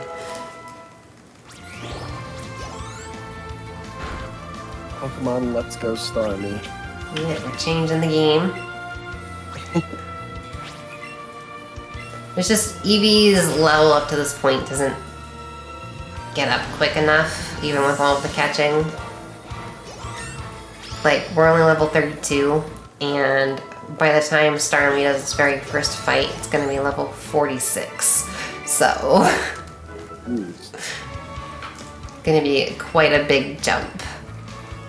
There's one beefed up Starmie. A little bit.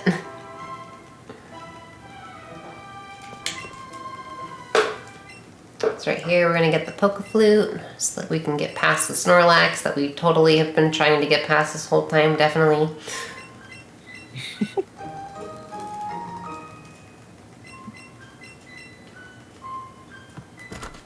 Exit out here.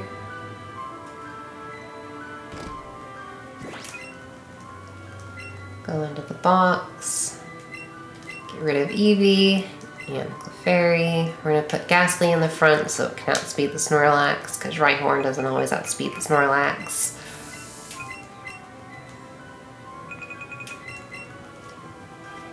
Then we're going to let Celadon.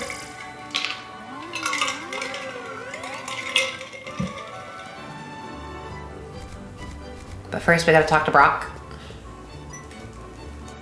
Brock's gonna give us some tea to give to the guards so that we can get into Saffron later. And some pewter crunchies, which are used to heal status effects on Pokemon. You can accidentally go past Brock without talking to him. It happens a lot when you don't get Rhyhorn. The cutscene's hitbox doesn't extend far enough down so you can actually just go around it. It's happened quite a few times to me. To guarantee a Doduo, I think I'm going to catch that Doduo there. We really want to have Doduo. It's just a little slow to cut down the tree, but I'd rather guarantee it for a marathon. Since it's there, we'll catch it. After we run away from this Ghastly. Are gonna Ghastly from the Snorlax with Ghastly. Yeah, Snorlax, Ghastly, same thing. They look totally the same Pokemon. Oh yeah. Snorlax and the legendary Pokemon are the only actual like wild Pokemon battles that you do in this game. They work kind of like how raids do in Pokemon Go, in the sense of you have to kill the Pokemon and then you can catch it after. Or you can just run. Fair enough. So we're gonna catch this Doduo. This Doduo is one level lower and its move order is slightly different compared to the Doduos we would usually catch. If I end up using the Doduo, I will use the Doduo in a fight later. I need to remember that Drill Peck is not in the normal spot. It's the third slot instead of the second slot. It's really obnoxious that they moved them, but what can you do? Also coming up here is the next trainer skip. Another silly vision test. So we're gonna force the Rhyhorn to go away by running back here and then just skip that trainer. Because again, trainers are very blind. Hi Doduo, I guess I didn't need to get the early one since you're gonna run into me here, but too late. Better safe than sorry. Yeah. Eradicate, don't need you. We're looking for Ponyta and Psyduck. I don't need you, Pidgey. I already have you. I don't need Psyduck, it'd just be nice to have Psyduck. But I do need Ponyta. That's kind of our next ride Pokemon.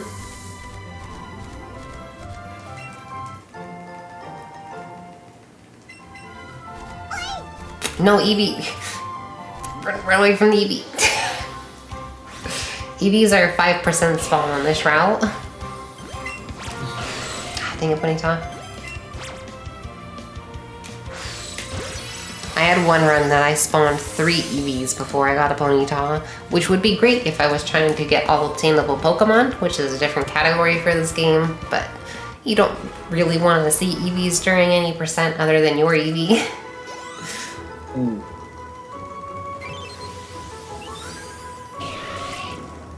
But sometimes you just get the weird RNG. Stay on my horn and see if we find Psyduck real quick. Nope, no Psyduck. It's fine. Use the candy here. Also, do we have a name for Starmie? We don't, but you know, I was thinking we could name it Josh. Sure. You know, because he was the runner-up in the player poll, and he donated $2.29 to make it happen. All right. It's true. Am I gonna do Outrag Josh or just Josh? Because I can't fit his full name. You know, you can ask. I think we leave that to Josh. This is a big decision I have to make right now. Let's go with just Josh. Just Josh? Okay. Just Josh. Speaking of big decisions that we had to make on the moment, chat has spoken. I've ordered the lava cake. I was wondering if you were gonna mention it. You know, it felt right. Alright. I'm glad you did. Thank you. So coming up here is what used to be the Safari Zone. There's no Safari Zone in this game. Instead, there's like an area where you can go to connect to Pokemon Go, and you can transfer Pokemon between Pokemon Go and this game. But you get a fun little cutscene here of Evie playing with the other Pokemon, running around, being very happy and excited.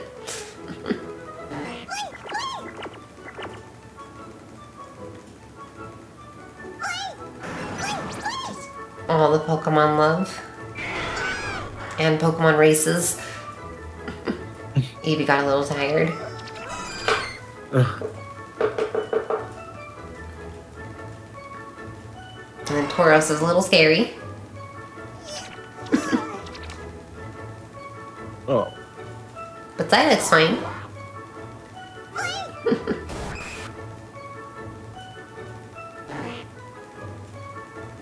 And now Evie is going to learn how to surf. Which is very strange here because it shows Evie on the surfboard, but then you surf with Evie on your head.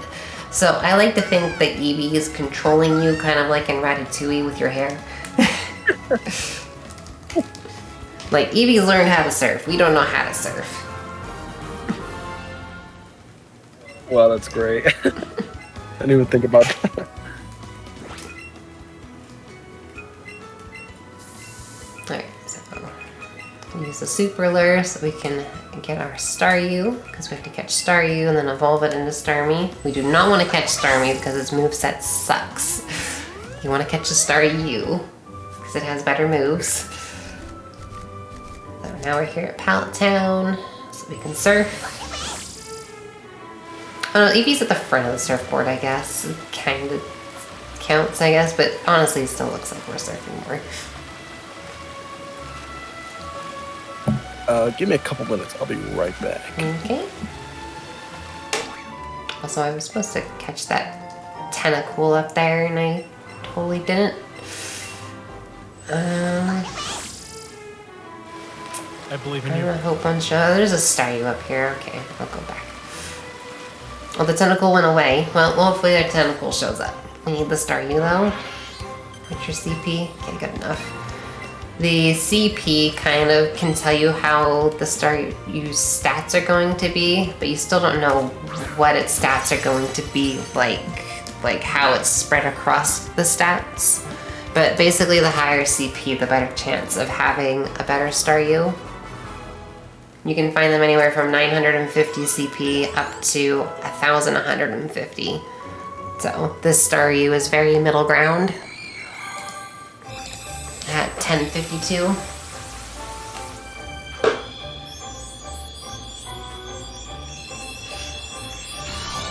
There's our hunter.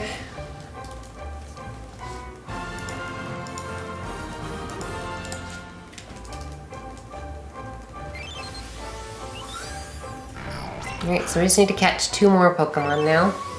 Just need Tentacool and Coughing. Not Tentacruel. Another Staryu either. Is that Tentacool really gonna do this to me? It is. Alright, we gotta wait up for a Tentacool. They have a pretty high spawn rate, so hopefully there we go. Don't have to wait very long.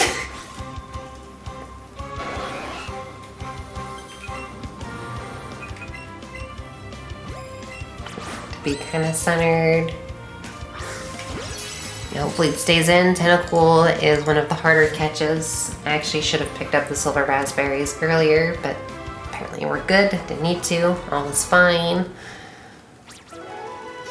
So there's Tentacool, and we luckily still have 1 more Ultra Ball left, which is perfect. Hopefully the Coughing stays in. Now we're gonna enter Pokemon Mansion so we can go and get the secret key so we can enter the 7th gym. Again, we haven't done a gym since Misty, so it's been quite a while.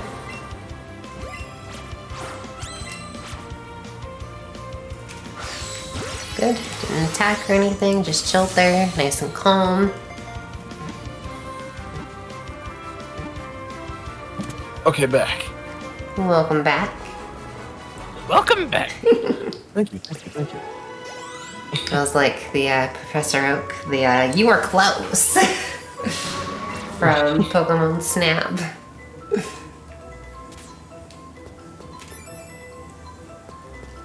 Wonderful.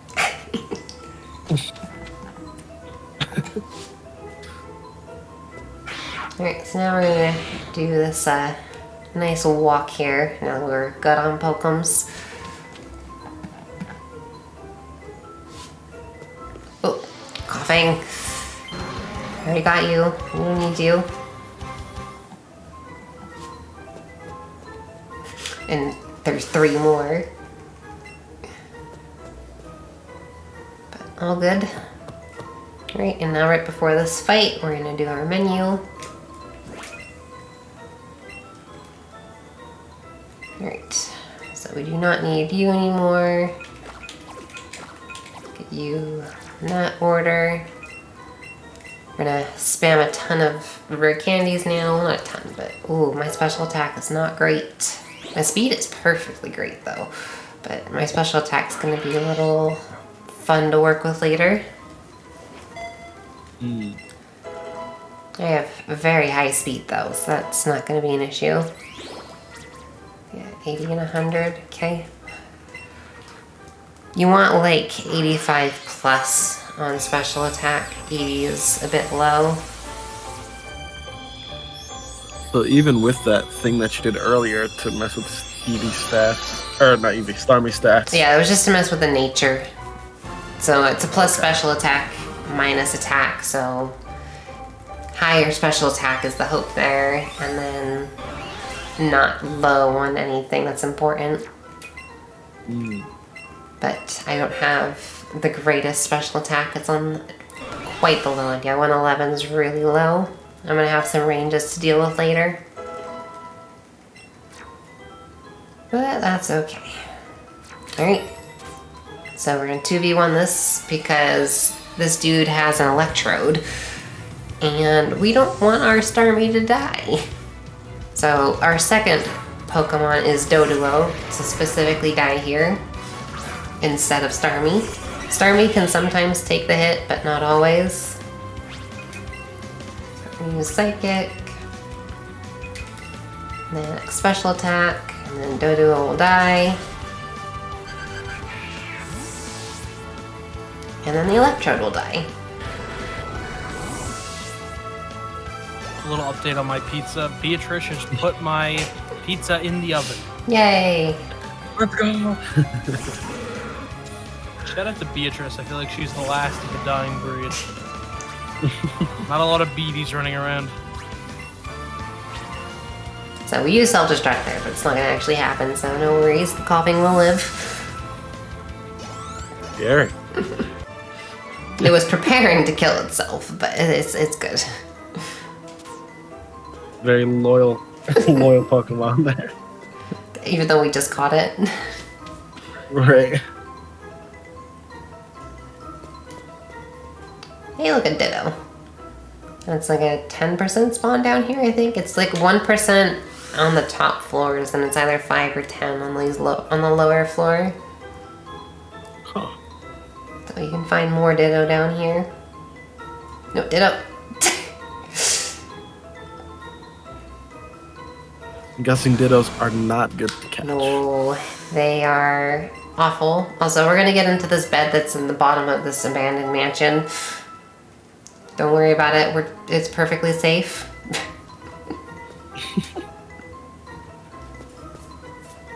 I'm gonna grab this extra rare candy to help my special attack a little bit. We don't usually grab that one, but I don't have very good special attacks, so that'll be useful for later. Okay.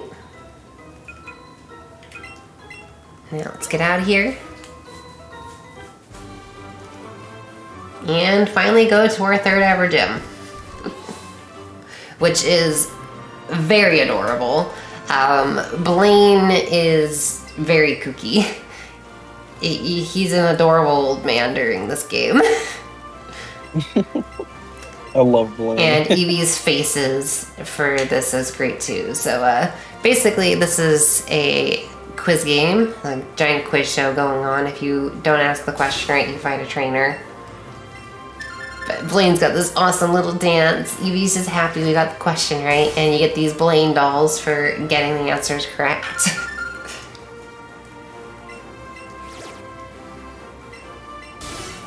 And it's just a silly gym, but it's great. I love Eevee's face. And then this question is about Tombstoney, which is a thing in the original games too. And then the last one's a complete freebie. You can pick any of the answers and it'll be correct. And then Eevee's like, what? They just rocketed out of here. And then Blaine ended up over there somehow.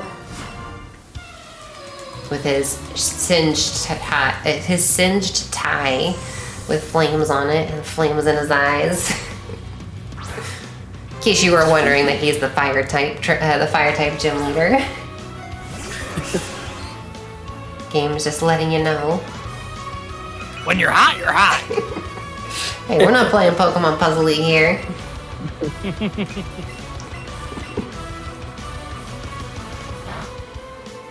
So it, like 95% of the time, uses Confuse Ray, so you just kind of have to deal with that. Doesn't always, though. Sometimes it will start with a Flamethrower, which is nice, but it usually uses Confuse Ray. And then the Ninetales and the Rapidash are usually a speed check for like what your Starmie's speed is like, but our Starmie has very high speed, so it's not an issue. With average speed, you generally won't outspeed the Rapidash, but you will outspeed the Ninetales.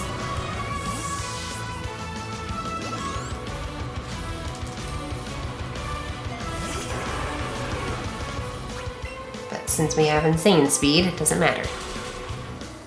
That's also really the only place that the speed matters to that extent. If I have a really good speed still later on, then I can do a different strat on one fight, but it's highly unlikely that my speed will be that high. And if it is, that's cool. Saves like 5 seconds. Nice. So we got our Dodrio. We got 2 more Pokemon to evolve. And then 2 Pokemon that we just get handouts for.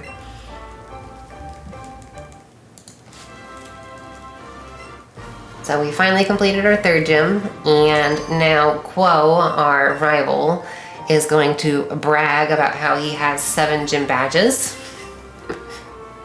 while we only have our 3. And we just have to sit here and listen to him. That Quo. scoundrel. I know, right? You beat Blaine, congrats! I've already got 7 badges already. Yeah, thanks for rubbing it in.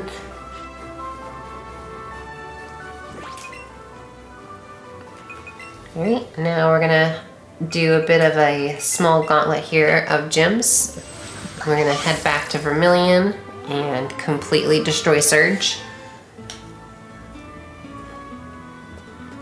Now that we have Starmie. So Surge is the 3rd gym that technically. And in the original games, the trash cans in here are random. In this game, they are completely set. So you don't have to deal with that silliness.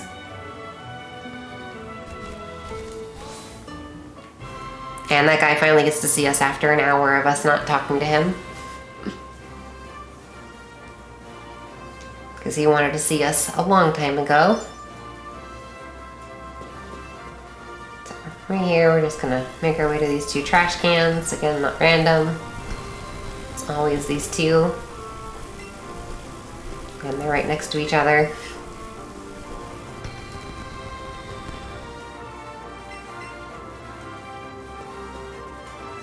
No longer have to worry about if this is only trash. There's no button in here. Constantly trying to find the right one. Also, poor Surge here. The electric gym is about to get steamrolled by a water Pokemon with a water move. To be fair, he's level 25 Pokemon. We've got a level 46 Starmie.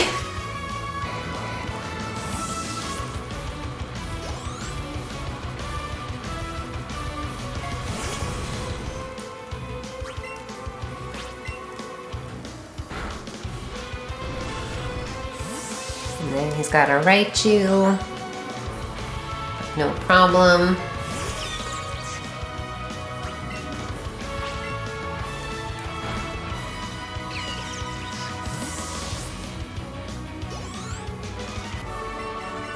Okay.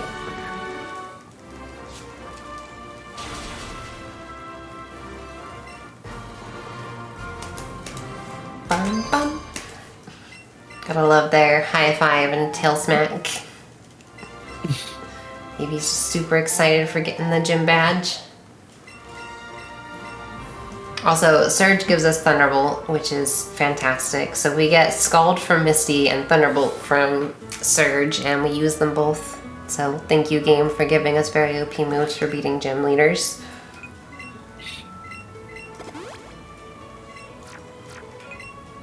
So we're gonna teach Thunderbolt to Starmie, because the water-type Pokemon can also learn Thunderbolt. And now we've got our full setup on our for our moves for the rest of the game, which is Scald, Thunderbolt, Psychic, and Hydro Pump.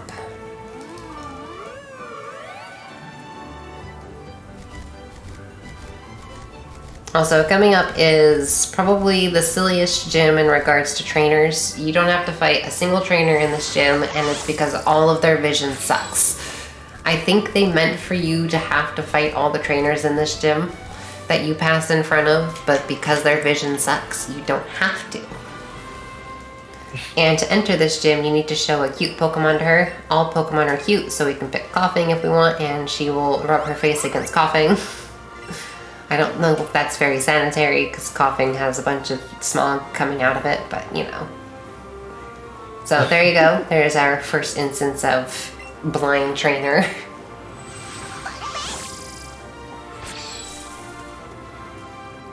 These are very simple trainers to skip. You don't have to really worry about them, but their vision is just terrible.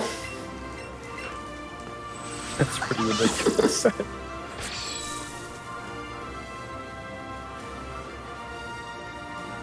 This is the only one that looks scary, but again, it's not really. Same with that one right there. Like, that's ridiculously close. Yeah. Like, come on. They're very blind.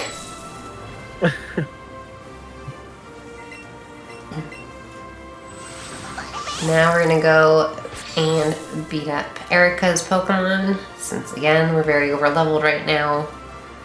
And Erica doesn't think we're an issue, so she's gonna fall asleep while talking to us. There she goes. And now she's back awake.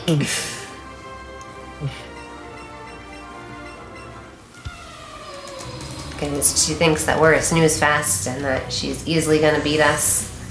But little does she know, we have a very overpowered Starmie, and she doesn't stand a chance. I just imagine that it's really difficult for some of these trainers to cross the street with their eyesight. I know, right? You don't want them to go anywhere, really, with how bad their eyesight is.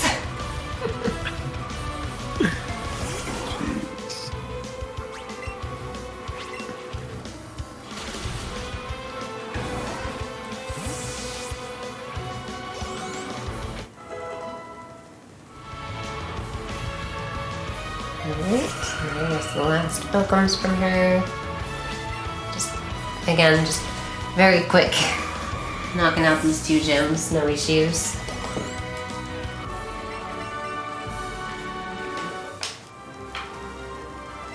Since we skipped them earlier. We actually used to do this run with Kabutops instead of Starmie, and Kabutops during the Erica fight was very scary because you could get one shot depending on what your health was. Yikes. It was quite the mess of an area. So I'm glad we no longer have to deal with that.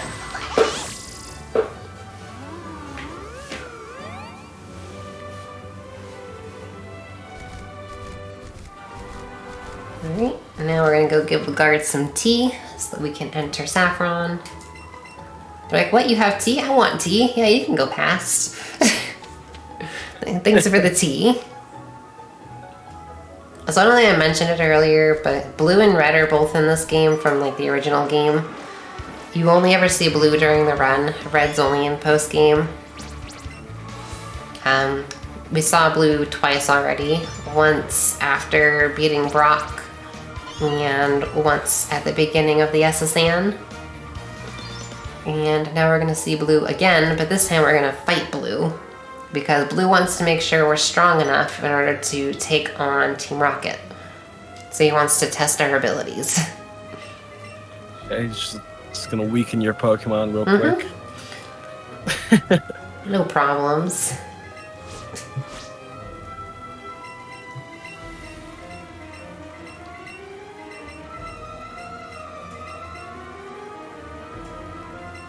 So he's just telling us how Team Rocket's an issue, and our rival is like, what, we're gonna have to fight you? Because again, our rival's afraid of everything. Our rival was also asking if the Elite Four were going to show up and if we were gonna wait for them, and Blue's like, no, we can do this. So again, our rival not wanting to do anything.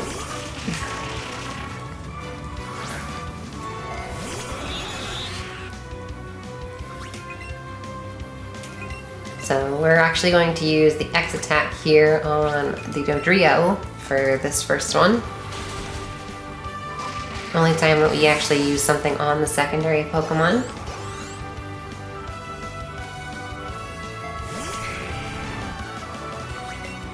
And now we're gonna Scald Charizard. Oops. And take care of Blue. So I think we're ready to do this, considering we just one-shot Blue's Pokemon. Yeah, every Pokemon in this game is a lot more like true to their own size. So what you think is a big Pokemon sometimes isn't. Like Nidoking, for instance, is only like 5 feet tall, even though you'd think it'd be taller.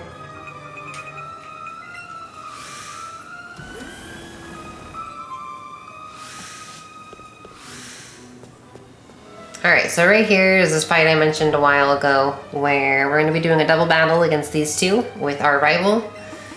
and we don't have a say in as to what the rival does. And this fight is very infamous in the Let's Go speedrunning community because it can take anywhere from 3 turns to 8 turns. And double battles have a lot of lag in between each turn. So the more turns, obviously the worse, but it's like exponentially worse in regards to double battles. So we're going to attack the muck. We're going to hope the muck does not use protect and that the electrode uses self-destruct. It used protect, but the electrode used self-destruct, so at least that takes care of the electrode.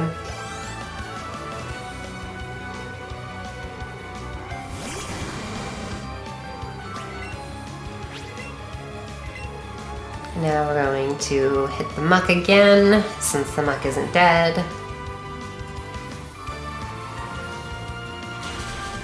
Get rid of that.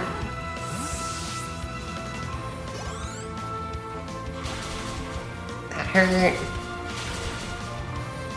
Probably gonna have to heal. We'll see.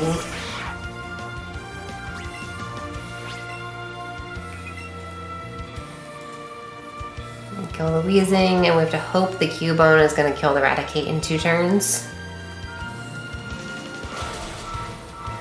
I can use Sucker Punch, but why did the Sucker Punch fail? Oh, Focus Energy. Dang it, Cubone. So that means I'm going to have to do an extra turn at the end to kill the Raticate since the Cubone didn't do it. It's the Cubone's one job is to kill Eradicate, and it didn't do it. And I have to heal, so actually the Cubone might still have a chance to redeem itself, because I took too much damage, and it used Headbutt. Really? This is stupid. So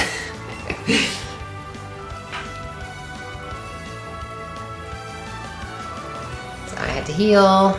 Cubone. Oh, Cubone crit! Go Cubone! Alright, I'm partly proud of you, Cubone. So this will be our last 2 evolutions. If there's any donation stuff or anything you want to mention, now is perfect because we're going to be just evolving for a bit here.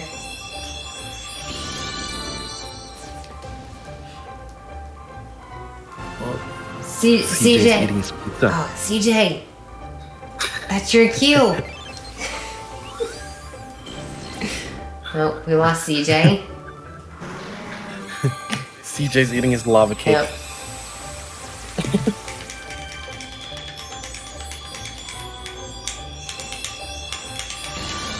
Well, if there's no donations, remember to donate again for petting the Eevee or feeding the Eevee if you would like to see a very happy Eevee. And as well to just donate in general to save the kids because it's very important.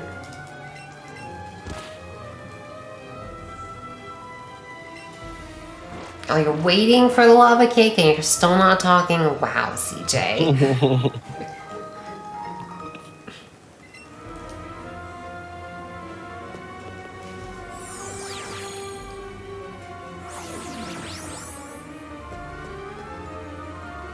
So right here, we just got a bit of a walk.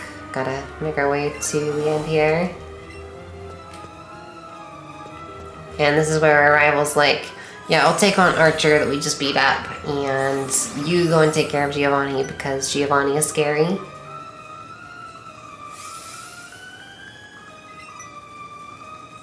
And Archer's already back and ready for more.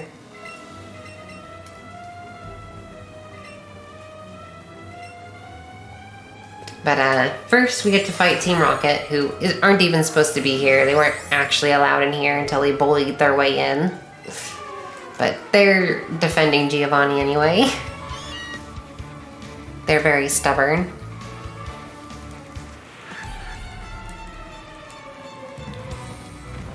But we're still over-leveled for this section of the game, technically, so this is a very simple fight.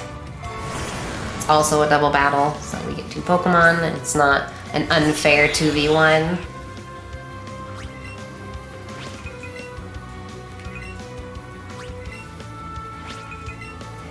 Drill Peck on the Weezing, since my special sucks. Make sure that we can kill the Weezing.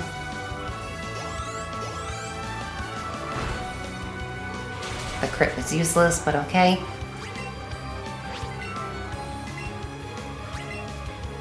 Just use whatever. Turn doesn't matter now.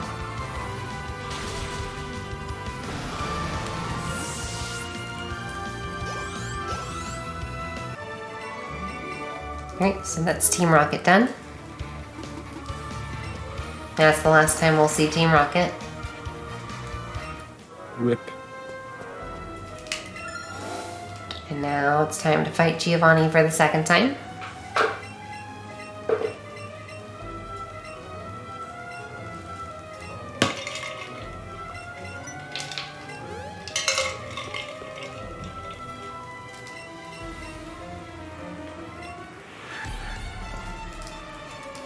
So again, we're kind of overpowered for this part technically at the moment. So another very simple fight coming up here.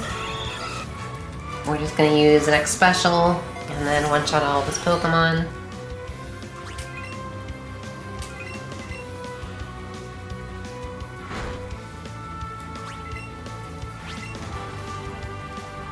Which he only has 3 right now anyway. Doesn't have his full team with him when he's not in the gym.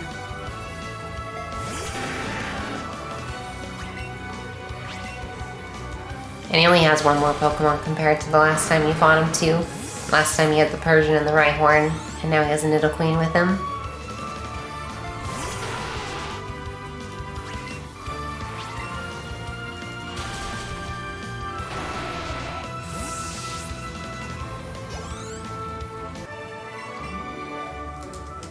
And now you are not allowed to leave without the Master Ball in this game.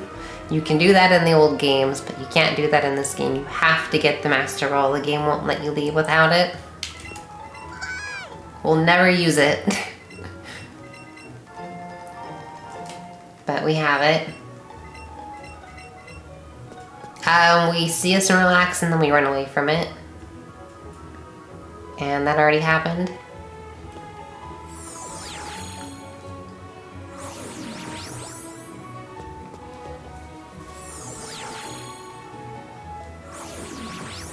So right here is kind of chill. We're going to go get a rare candy and we're gonna get 2 free Pokemon, which are Lapras and Porygon as our last 2 Pokemon. Just kind of a chill walk as we collect stuff. So here's a rare candy. This dude's like, thanks for saving us. Here, have a Lapras.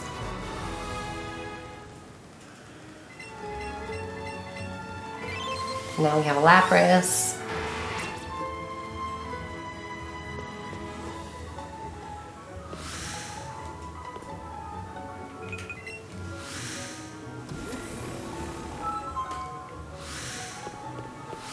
Which we'll never use. Lapras will go into the box after Sabrina.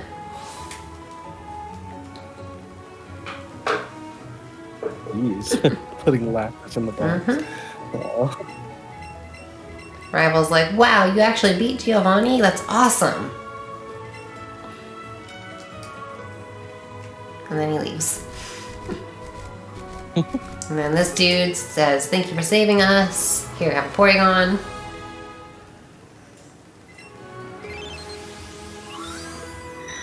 And now we've got 50 of 50. Nice. No more Pokems.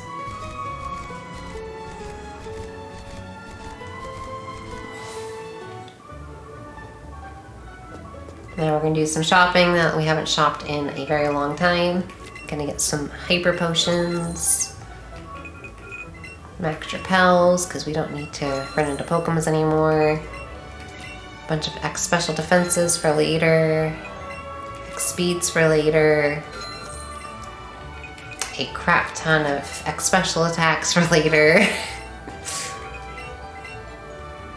1 X defense. And then a crap ton of full heals just because it's easier to buy a bunch than it is to only buy a few. And now we're done with shopping forever.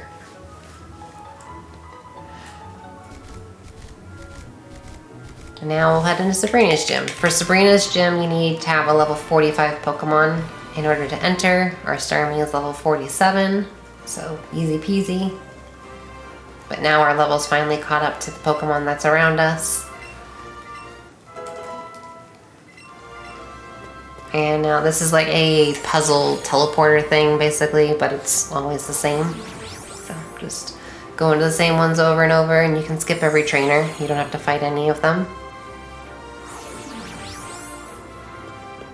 Why is your cycle so weird? Whatever.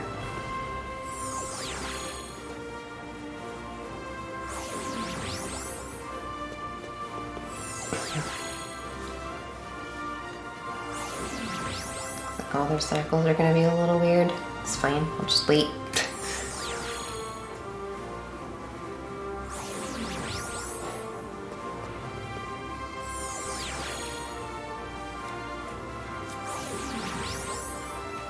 This one can turn around very quickly, but as long as you just wait until right after she's turned, it's fine.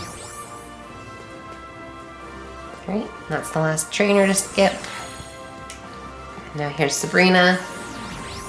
So for Sabrina, we really want her Mr. Mime to use Light Screen turn 1. That is the most common outcome for it to happen. And it's what we want. The other option is no Light Screen at all, which is slightly faster, but that's very unlikely. But we want to see Light Screen turn 1 if we're going to see Light Screen.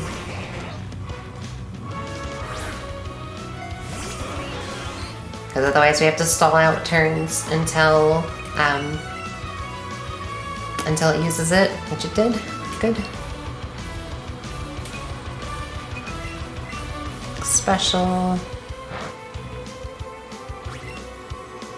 Now we're gonna scald twice to wait out. Why did that do so little? I used the next special attack, right? Oh, right. I need to use 2. I'm a silly one. I was supposed to special twice. I'm gonna have to pump then. Good. Oh, nice save. Alright, so Hydro Pump is an 80% chance to hit, I think. It's 80 or 85. So, a little sketchy when you have to use it, and we do use it for a few fights. I wasn't supposed to use it there, although I might have had to anyway, because I don't think my Scald would have been enough. But it's all good. We hit the Hydro Pump.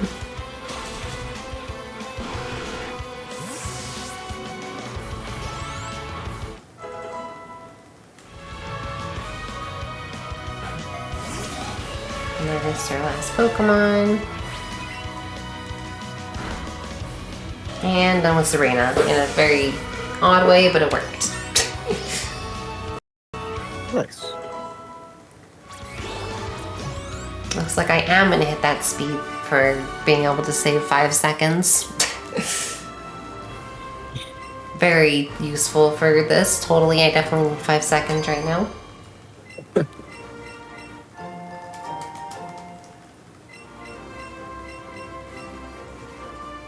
Great, and then this teleporter is very generous and brings us right back to the start. So you don't have to fiddle with your way back.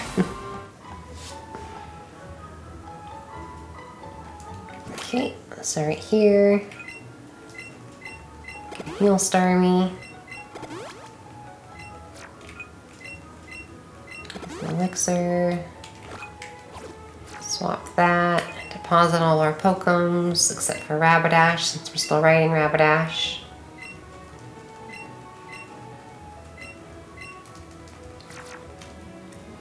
Use our rare candies. We usually only need 1 here, but I got an extra just to be safe. And we're gonna swap the items. I got the map.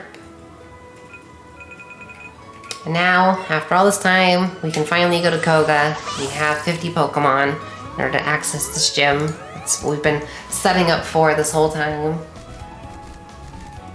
And now we can finally enter the gym, assuming I actually did my counting properly. I have messed that up before, even with the tracker. But we're good. That's the happy sound. And Koga is actually the one barring us from this gym. posing as this dude. Now you do have to do one trainer fight here before Koga, which is this guy. You can't skip him. And every single trainer and every Pokemon in this gym knows Toxic and Protect. And it's really dumb. Oh, right. This is that one. So we're just gonna hope for the best. We want to see right here, turn 1 is Protect. I got Moonblast, that sucks. I was probably gonna Protect here. Okay, it didn't. We got lucky. No Protects at all, but I took damage, so I'm gonna have to heal after the gym. Got Beedrill here. Please. Nope, used Protect. Basically, this gym is just meant to lose time. That's it. It's super obnoxious.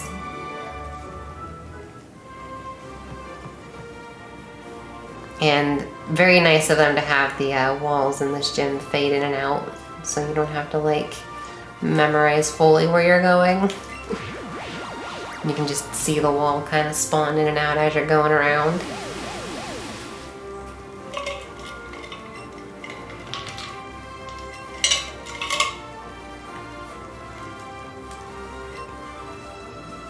So again, every Pokemon knows Toxic and Protect, so we're just gonna hope for the best here with Koga for as little Protects as possible.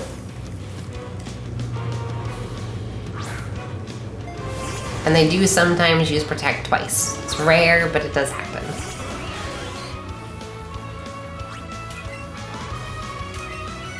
Use our X special. Protect turn 1, good. That was a bit of a range, but it's fine. It's 14 and 16. Oh, that was 13, 16. The Venomoth with Scald is 14, 16 right now. It's a pretty high chance, so it's fine. Protect. I'm trying to save Psychics, so I don't have an issue with them later.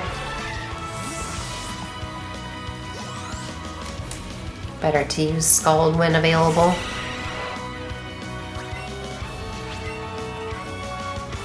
Okay, no Protect on the Golbat. Now, last Pokemons. Will you be nice, Koga? Or are you gonna waste one more turn? Nope, cool.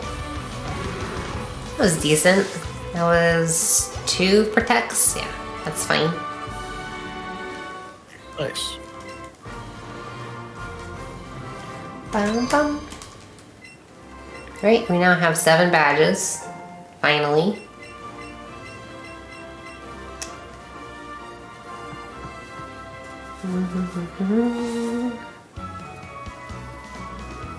Right, we're gonna come down here. We're actually gonna see Team Rocket again, but we're not gonna fight them. They're wondering what they did wrong, what they're gonna do now, and then they just give us gold teeth. Some old dude lost his teeth down here. They found them, and they just give them to us. Literally just thrust upon you, as the text says. And then we can use those gold teeth to go and learn Strength.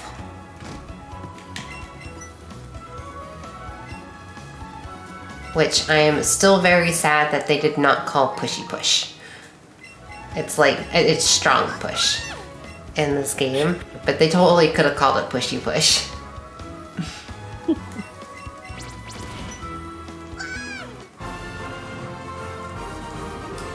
Learn the secret technique, Strong Push. Okay, so now we're gonna heal. I'm actually gonna do something a little fun here. So normally I would use a Repel here, but I'm gonna wait. Because this sounds like a fun idea. But you guys have to wait. Because first we gotta do some cutscenes. With right here, you want to be up as high as possible so the rival doesn't walk He'll walk down to you if you're too low, which is just very slow. He like does a strut walking down. Yes, we are beginning to run out of time. We've got, what, 20 minutes from here, roughly? And 20, 30 minutes from here. So get those donations in to pet or feed Evie. We have yet to feed Evie at all. Evie is starving. Oh no.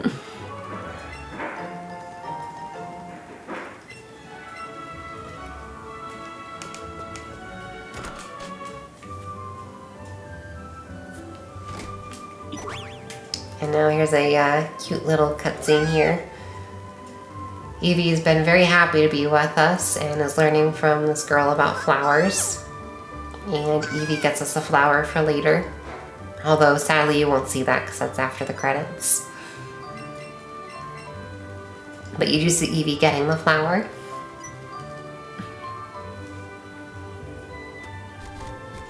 Alright, so let's do the silly. Come here, Pidgey. I'm going to catch this Pidgey with the Master Ball. Get in the Master Ball, Pidgey. What a perfect use of the Master Ball. My God. It had to be done. Absolutely.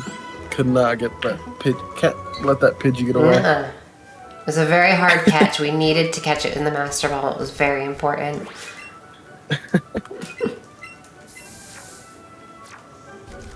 There we go. Now we can use our repel.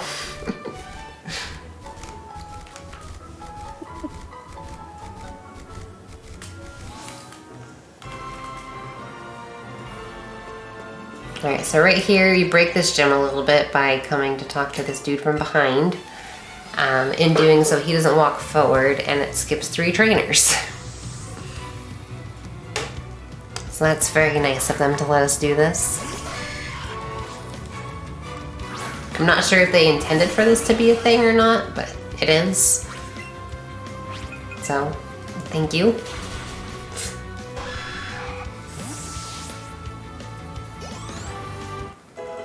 Oh, Pidgey grew to level 4. I gotta get rid of the Pidgey. I forgot to get rid of the Pidgey. Oh no. Oh no. Oh I God. forgot to get rid of the Pidgey. I get rid of the Pidgey after this.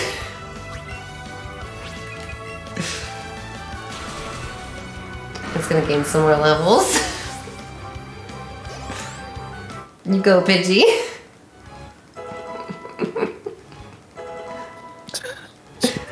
Good job, Pidgey. I'm so proud of you and your 6 levels.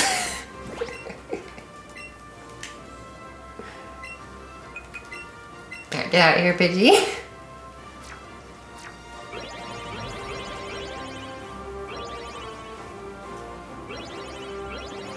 So right here is a very scary fight in normal runs because you hydro pump here and hope for the best, but we're gonna play it safe since it's a marathon.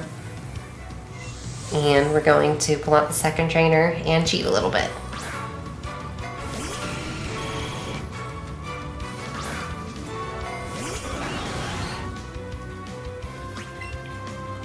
That way we can use Scald instead of Hydro Pump. Oops.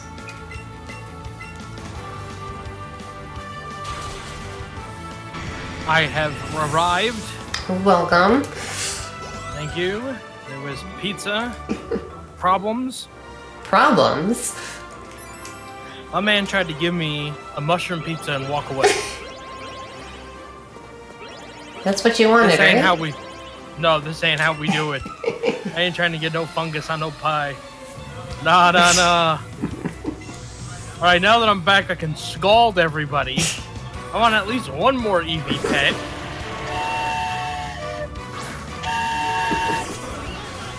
So, what are y'all doing? Thank you. Alright, I'm gonna have some pizza. Oh, we gotta feed the Eevee. Eevee's starving. Eevee wants your pizza. Alright, you heard it. You heard it here first. Mushrooms are not delicious. Mushrooms are delicious. You're just crazy. What? What? They're great. Maybe not on a pizza, but they're good on other things.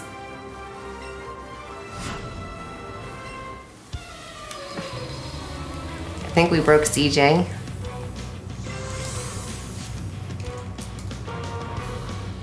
Alright, which one? Alright, all you people in chat. I said maybe Help not me on a with both. pizza, but mushrooms themselves are good. Alright, fair enough. I'm not saying that mushrooms have no value. No, they got quite some value. They have value, but not on. What are we doing on pizza? You know. I've never had them on a pizza.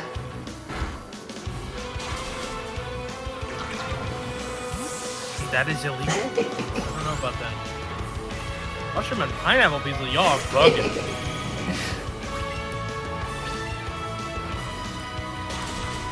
Alright, what's everyone's favorite pizzas? Someone wrote yogurt on pizza? Josh, what's your favorite pizza? Any pizza with a lot of meat on it. So you're a meat lovers kind of person? I am a meat lover type of person. Yes. I don't agree with the mushrooms on the pizza, and it seems I'm in the minority, and that's okay. I stand by it. I'm the last angry man. Nothing's okay. Chocolate pizza? Who said chocolate pizza? Candy blue cheese pizza? Y'all are just getting. Y'all don't even know. You don't put wet stuff. Oh, I like the cream of broccoli pizza. No, bruh. No. You don't put the soup on no pizza. I like the clam chowder pizza. Oh, yes. The forbidden snacko. Fondue pizza.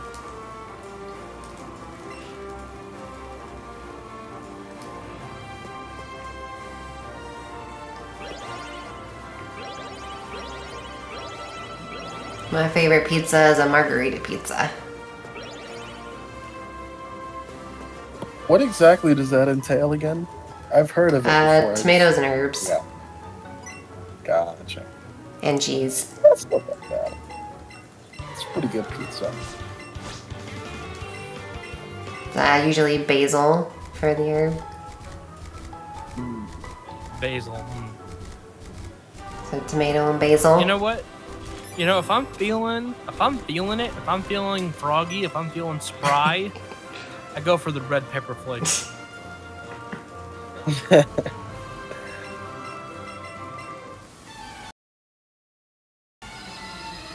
Alright, so right here we get to do something slightly, not really much quicker. Since I have 140 plus speed, I am faster than the Raichu without an X speed, so I don't have to X speed. That's all it saves. Oh, nice. So that's where that 5 seconds comes in. So I don't have to do one menu.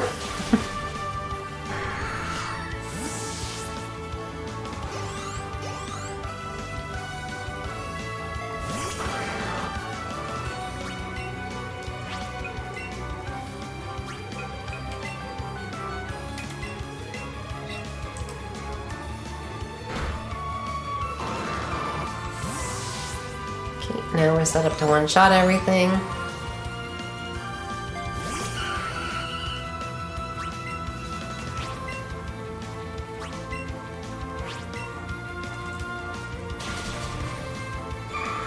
Bye-bye, Wild Bloom.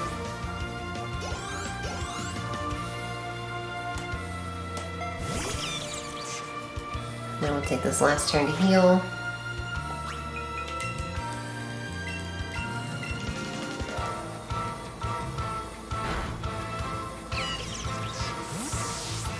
And all good. That is the last fight with our rival until the champion fight. Since somehow our rival beats us to being champion, I will never understand that in this game. He's afraid of everything, makes us do everything. Which I guess is how he becomes champion first, is because we're busy taking care of everything for him.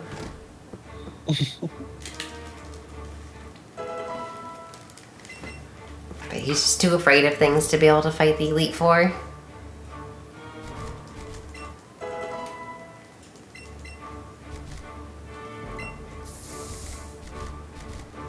A little weird repel time since I used the repel late.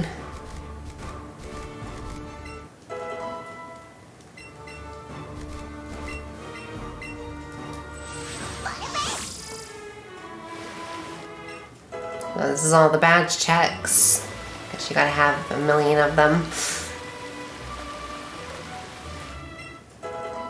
That's the Marsh badge. You can go on ahead. Good job. Why wouldn't they just have one person to check all 8 badges? They do in the newer games, but they had to keep this to how the original was in this aspect. Josh trying to put 7 people out of work. Right. You know, you have a point. Bourgeoisie Josh over here. We did get a donation of $20. It's another verse of the Pokemon rap, which I'm not enjoying. I will feed Evie.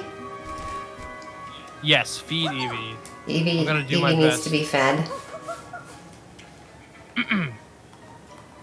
I'll search across the land, look far and wide, release from my hand the power that's inside. Venomoth, Poliwag, Nidorino, Golduck, Ivysaur, Grimer, Victreebel, Moltres, Nidoking, Fairfetch, Abra, Jigglypuff, Kingler, Rhyhorn, Globable, Wigglytuff!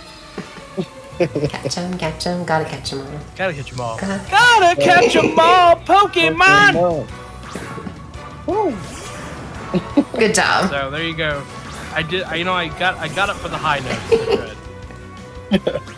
Going back to some pizza, you know? So right here, we're going to attempt to hydro pump. This is the safe strat though, which is why we have the second trainer. It missed, which is fine. So now we're gonna scald instead and use a second extra X special. Dang it, don't hit back. I'm trying to use an X special. There we go.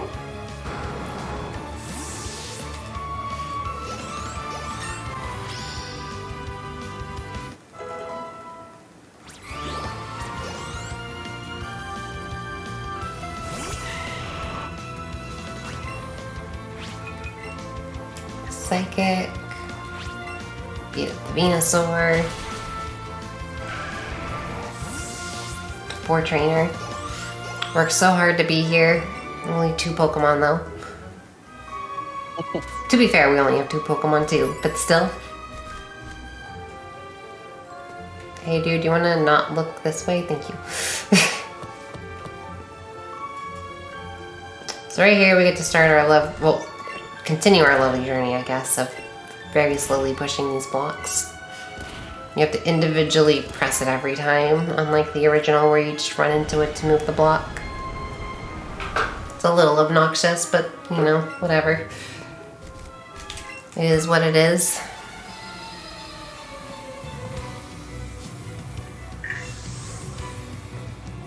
So here's this juggler. It shows he's got like 5 Pokeballs or something, and he only has 2 Pokemon. Oh. So he's just juggling empty Pokeballs, I guess. Cosmetic Pokeballs. Hypnosis.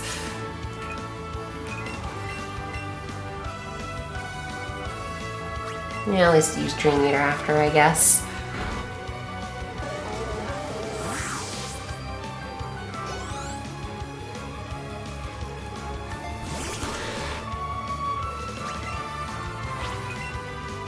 People heard me singing the Pokemon rap and they had very different reactions. One person, Crunchy wanted me to sing at their wedding. One person wanted to hire Crunchy to hire me. She only wants me to fight her future husband. Like, instead of a wedding ceremony, they have to beat me in trial by combat. Oh, so are you like a karate instructor then? I'm like Khal Drogo. By the way, Hooray Yogurt, there's no opportunity that I would lose. There's no tie. Like, either If I'm gonna win, I'm gonna win. If I'm gonna lose, I'm gonna lose. There ain't gonna be no tie. So right there, Officer Denny is very polite and fully heals our Pokemon for us.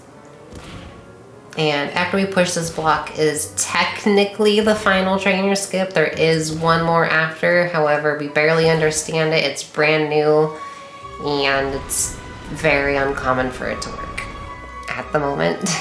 But we get to at least do this one,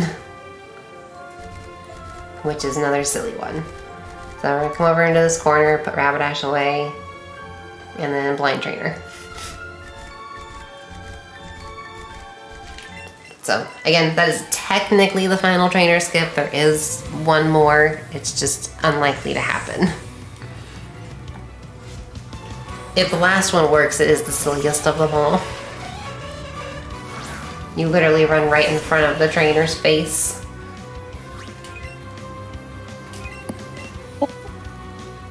So right here is, once we wake up Starmie, technically what the first use of Hydro Pump would be from like a need to standpoint. So hopefully it hits. Good. It's the only way to one-shot the Jinx, no matter what my special attack is.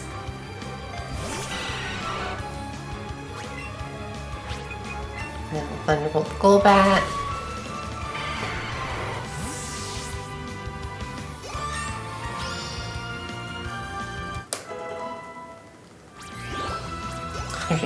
Speed. It's quite the fast Starmie.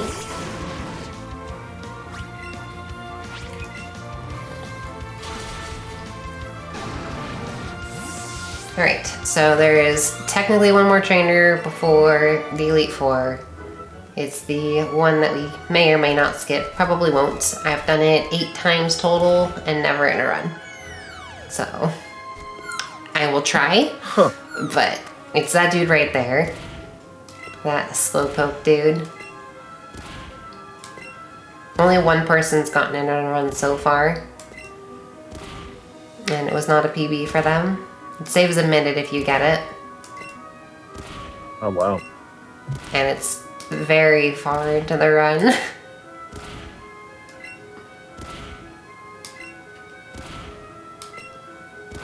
Gonna push this block over here first though. Very interesting gameplay, I know.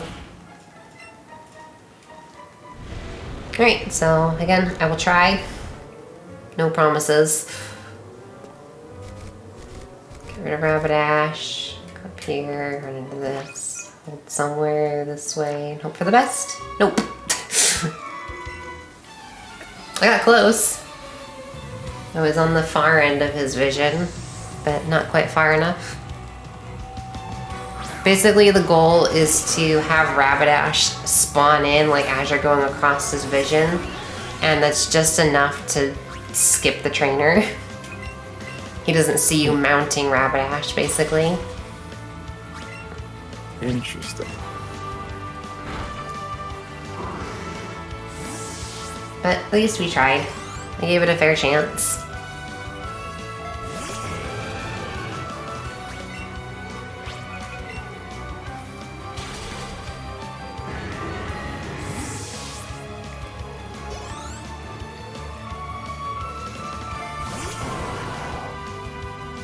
Alright, so last Pokemon before the Elite Four.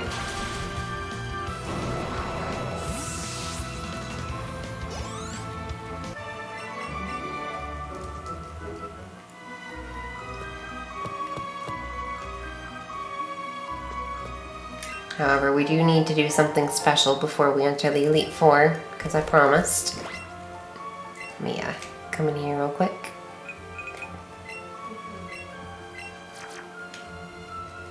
We are going to ride the Onix into the Elite Four. Yay. We also didn't name the Starmie. Oh, we never named the Starmie. You're right. I forgot about it. Well, we can do that now. Well. Oh. We're late, but we'll do it. I didn't even know you could still do that. I noticed it a while ago and was like, alright, I'm not going to say anything. I forgot. We're not going to derail this train. There, Josh. Right for the end. Alright, so, for those who have never seen Onyx, Onyx is very big. My lord. Orange. Oh, Jesus, he's huge! Onyx takes up a lot of space. Is that an Onyx in your Pokeball, or are you just happy to see Josh?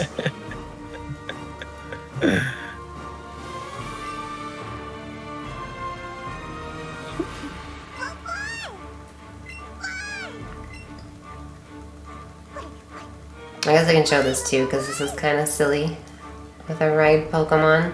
So we've actually had a ride Pokemon with us this whole time that we haven't been riding. We can actually ride Josh. Whoa! I did not know you could ride Starmie. That one's a bit of an unknown ride Pokemon for most. What the heck? It's floating? Yeah.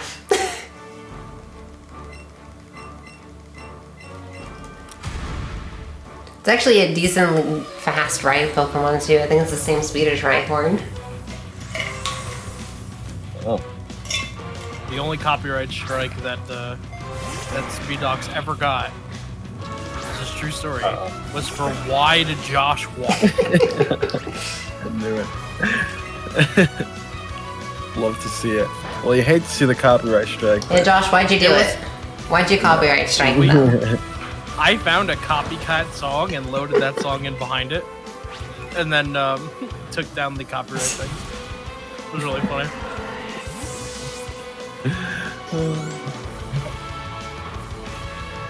That video was too good not to put in the video. Like, it just had to go in. I agree. Well, I didn't set up a 3. Okay. So normally with bad special attack, especially while playing safe, I would set up 3x specials for this Jinx. I only did 2, so I need to Hydro Pump. So hit. Shoot. Oh. Oof. Sure, you hit Blizzard, but I can't hit Pump. I see how it is. Okay, we got the Pump the second try.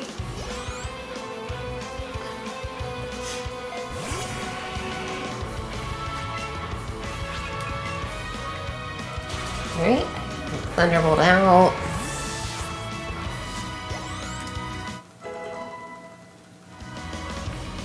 I don't think I need to heal, but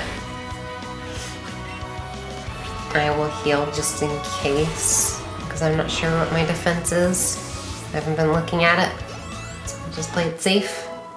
Also, Onyx is going to get some levels, but I'm going to leave Onyx with us. Onyx gets to finish the game too. Yeah.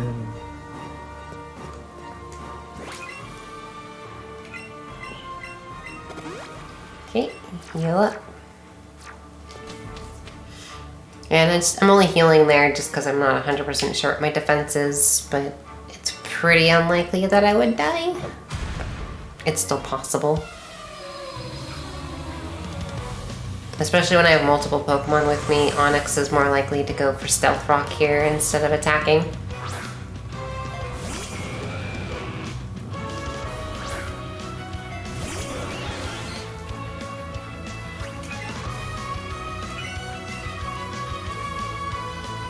Yep, like that.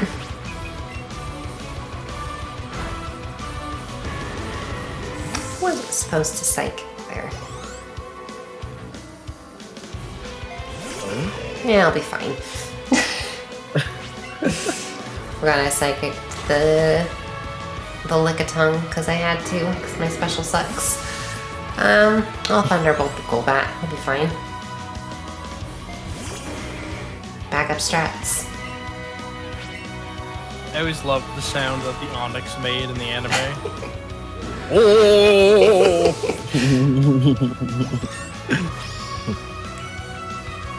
That was a great sound. Josh, you're so fast. Spot on. I know, it's ridiculous. 55 speed.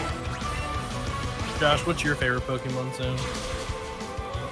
I think my favorite is drowsy in the anime.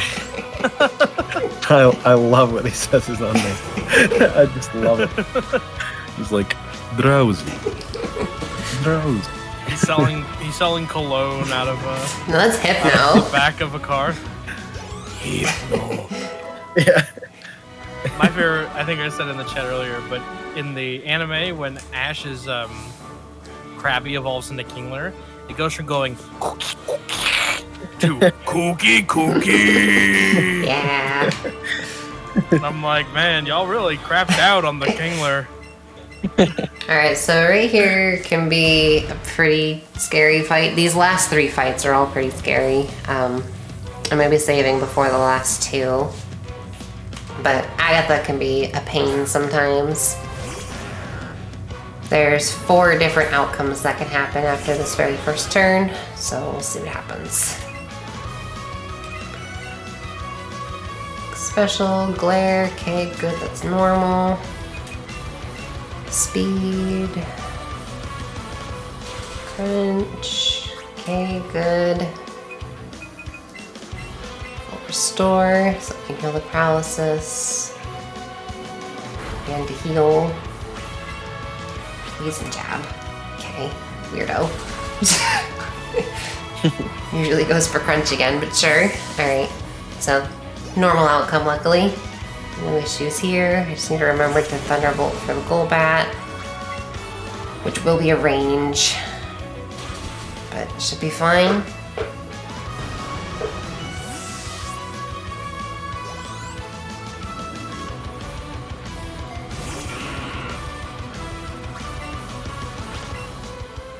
Thunderbolt this turn. Thunderbolt. Use Thunderbolt.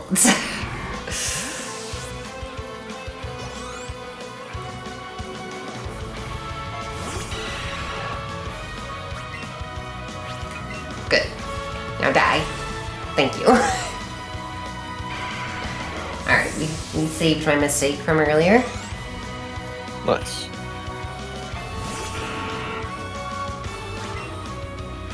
And now last psychic for now. I need to be very safe with my next menu. In fact, maybe I should save before the menu just in case I do a dumb. I have to use an ether specifically on psychic. Nothing else. Alright, so I'll save and then menu, just in case I mess up the menu. It's not something I typically mess up, but You never know. yeah. Good. No, I communicate. Save. There, I'll save after the menu. Okay. So I saved her this fight because this fight kind of sucks. So this fight and the next fight, while you're setting up, you can be crit. If you are crit by Hydro Pump from the Seadra, you die in one shot. Same thing with the Champion's Pidgeot. While you're setting up, if you get crit, you die in one shot, generally. So yeah, that's fun. And they both have very long setups, especially for Lance here. This is the longest setup in their run. They use an special defense. Next speed. There's Hyper Beam. Now we need to use 3x special attacks. There's 1. Here's 2. Here's 3. Watch my health. Good. I'm going to heal because I have a bad range on the Dragonite. And now Psychic. Alright, so we're mostly out of the woods here. I will not one-shot the Dragonite potentially, so hopefully we do. But that will be a little bit of a range because my special attack sucks. Also, if people want pets or feeding, you've got like a minute to get donations in. If you want one more pet.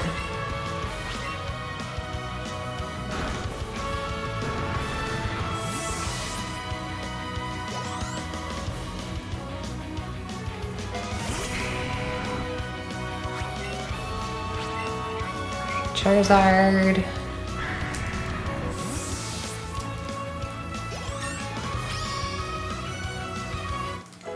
Good job, Josh. You got to level 54, 137 special. Oh, this actually will be okay.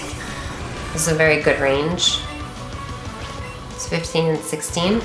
So a better hit.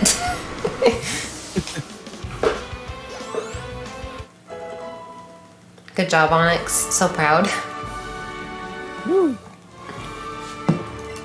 Alright, we're going to be doing a save before the champion, and we're going to be doing a safety strat. Normally you would just one controller the final fight, but if you two controller, it's much safer, since it allows you to set up quicker and not have to deal with being hit as much. Save. Be safe. Enter the fight. This is the final cutscene you can skip. You did it, Moosh. Bring it on, Quo. It's time to see who the real champion is. I didn't bring in the trainer. I'll bring in the trainer in the fight. It's a little slower, but whatever. We're at the end.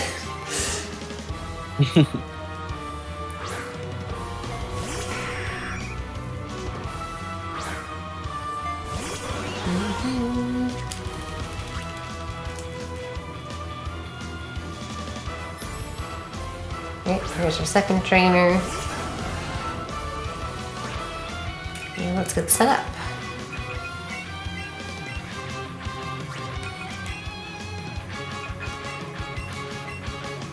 Okay.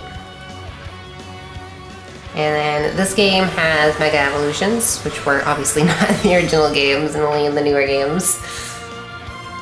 It missed Air Slash, really? Of course it did.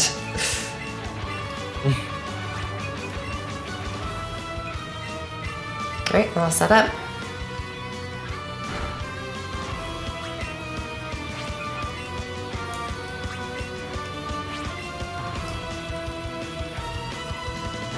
And now we're gonna one-shot everything.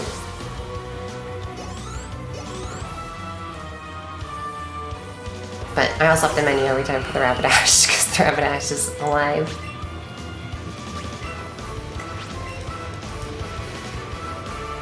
And we get lag from being with two controller. We're almost done. I love all these failed stomps.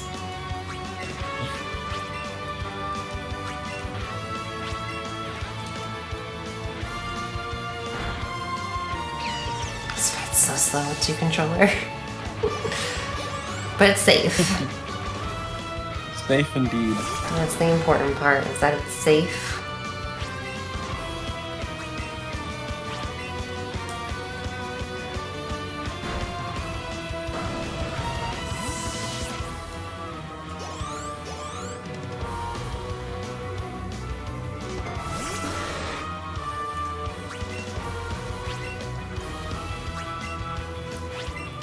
One more Pokemon to go after this. Rapidash is gonna level. I used the wrong thing. Uh-oh. Well, my Rapidash. That actually could be a little bit of an issue. Oh no, wait. You went in a different order. Why'd you do that? That's gonna cause an issue. Okay. This will be a little weird. A little slow down here. I didn't realize I went in a different order. I guess that was because of the Rapidash being out. I'm not used to that. This is only the second time I've ever done the safe strat. The not so safe strat. It's safe, I just wasn't paying attention to the fact that the Slowbro came out second to last instead of last. Marowak, you died, Scald.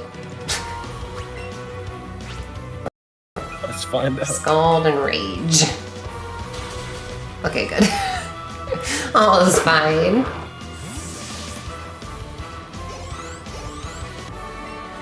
I'm sorry, Quo. We had to become the champion.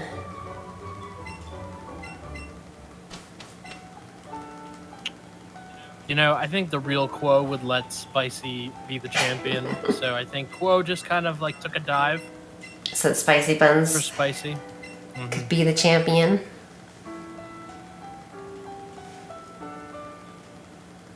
They are going as Jesse and James for Halloween. Oh, So there you go. Alright, time is going to be coming up shortly once we register into the Hall of Fame, and then we'll go to a black screen.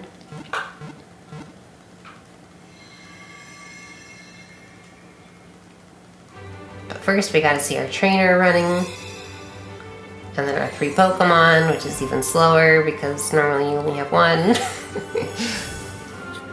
So there's 2 and 3, because Onyx gets to be a part of this.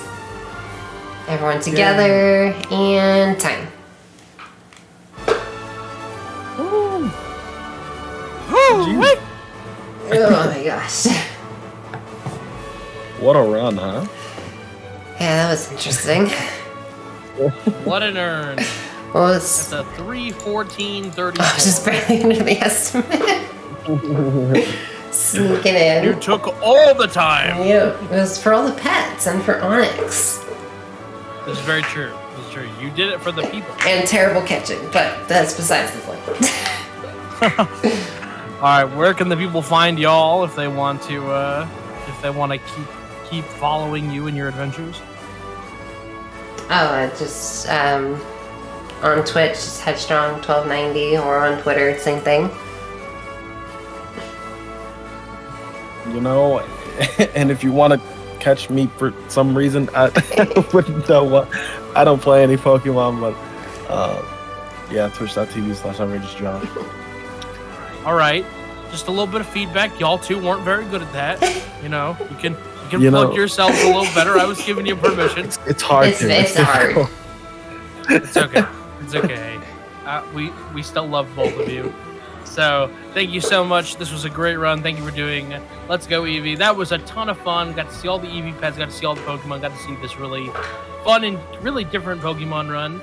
So everybody, thanks for tuning in. Don't go touching that dial. We've got one more run. And after this, we're doing DKC2 Unveiled. So don't go touching that dial. We're going to take a pause for the cause, pay some bills. And when we get back, we'll be setting up for our last run of the night, DKC2 Unveiled.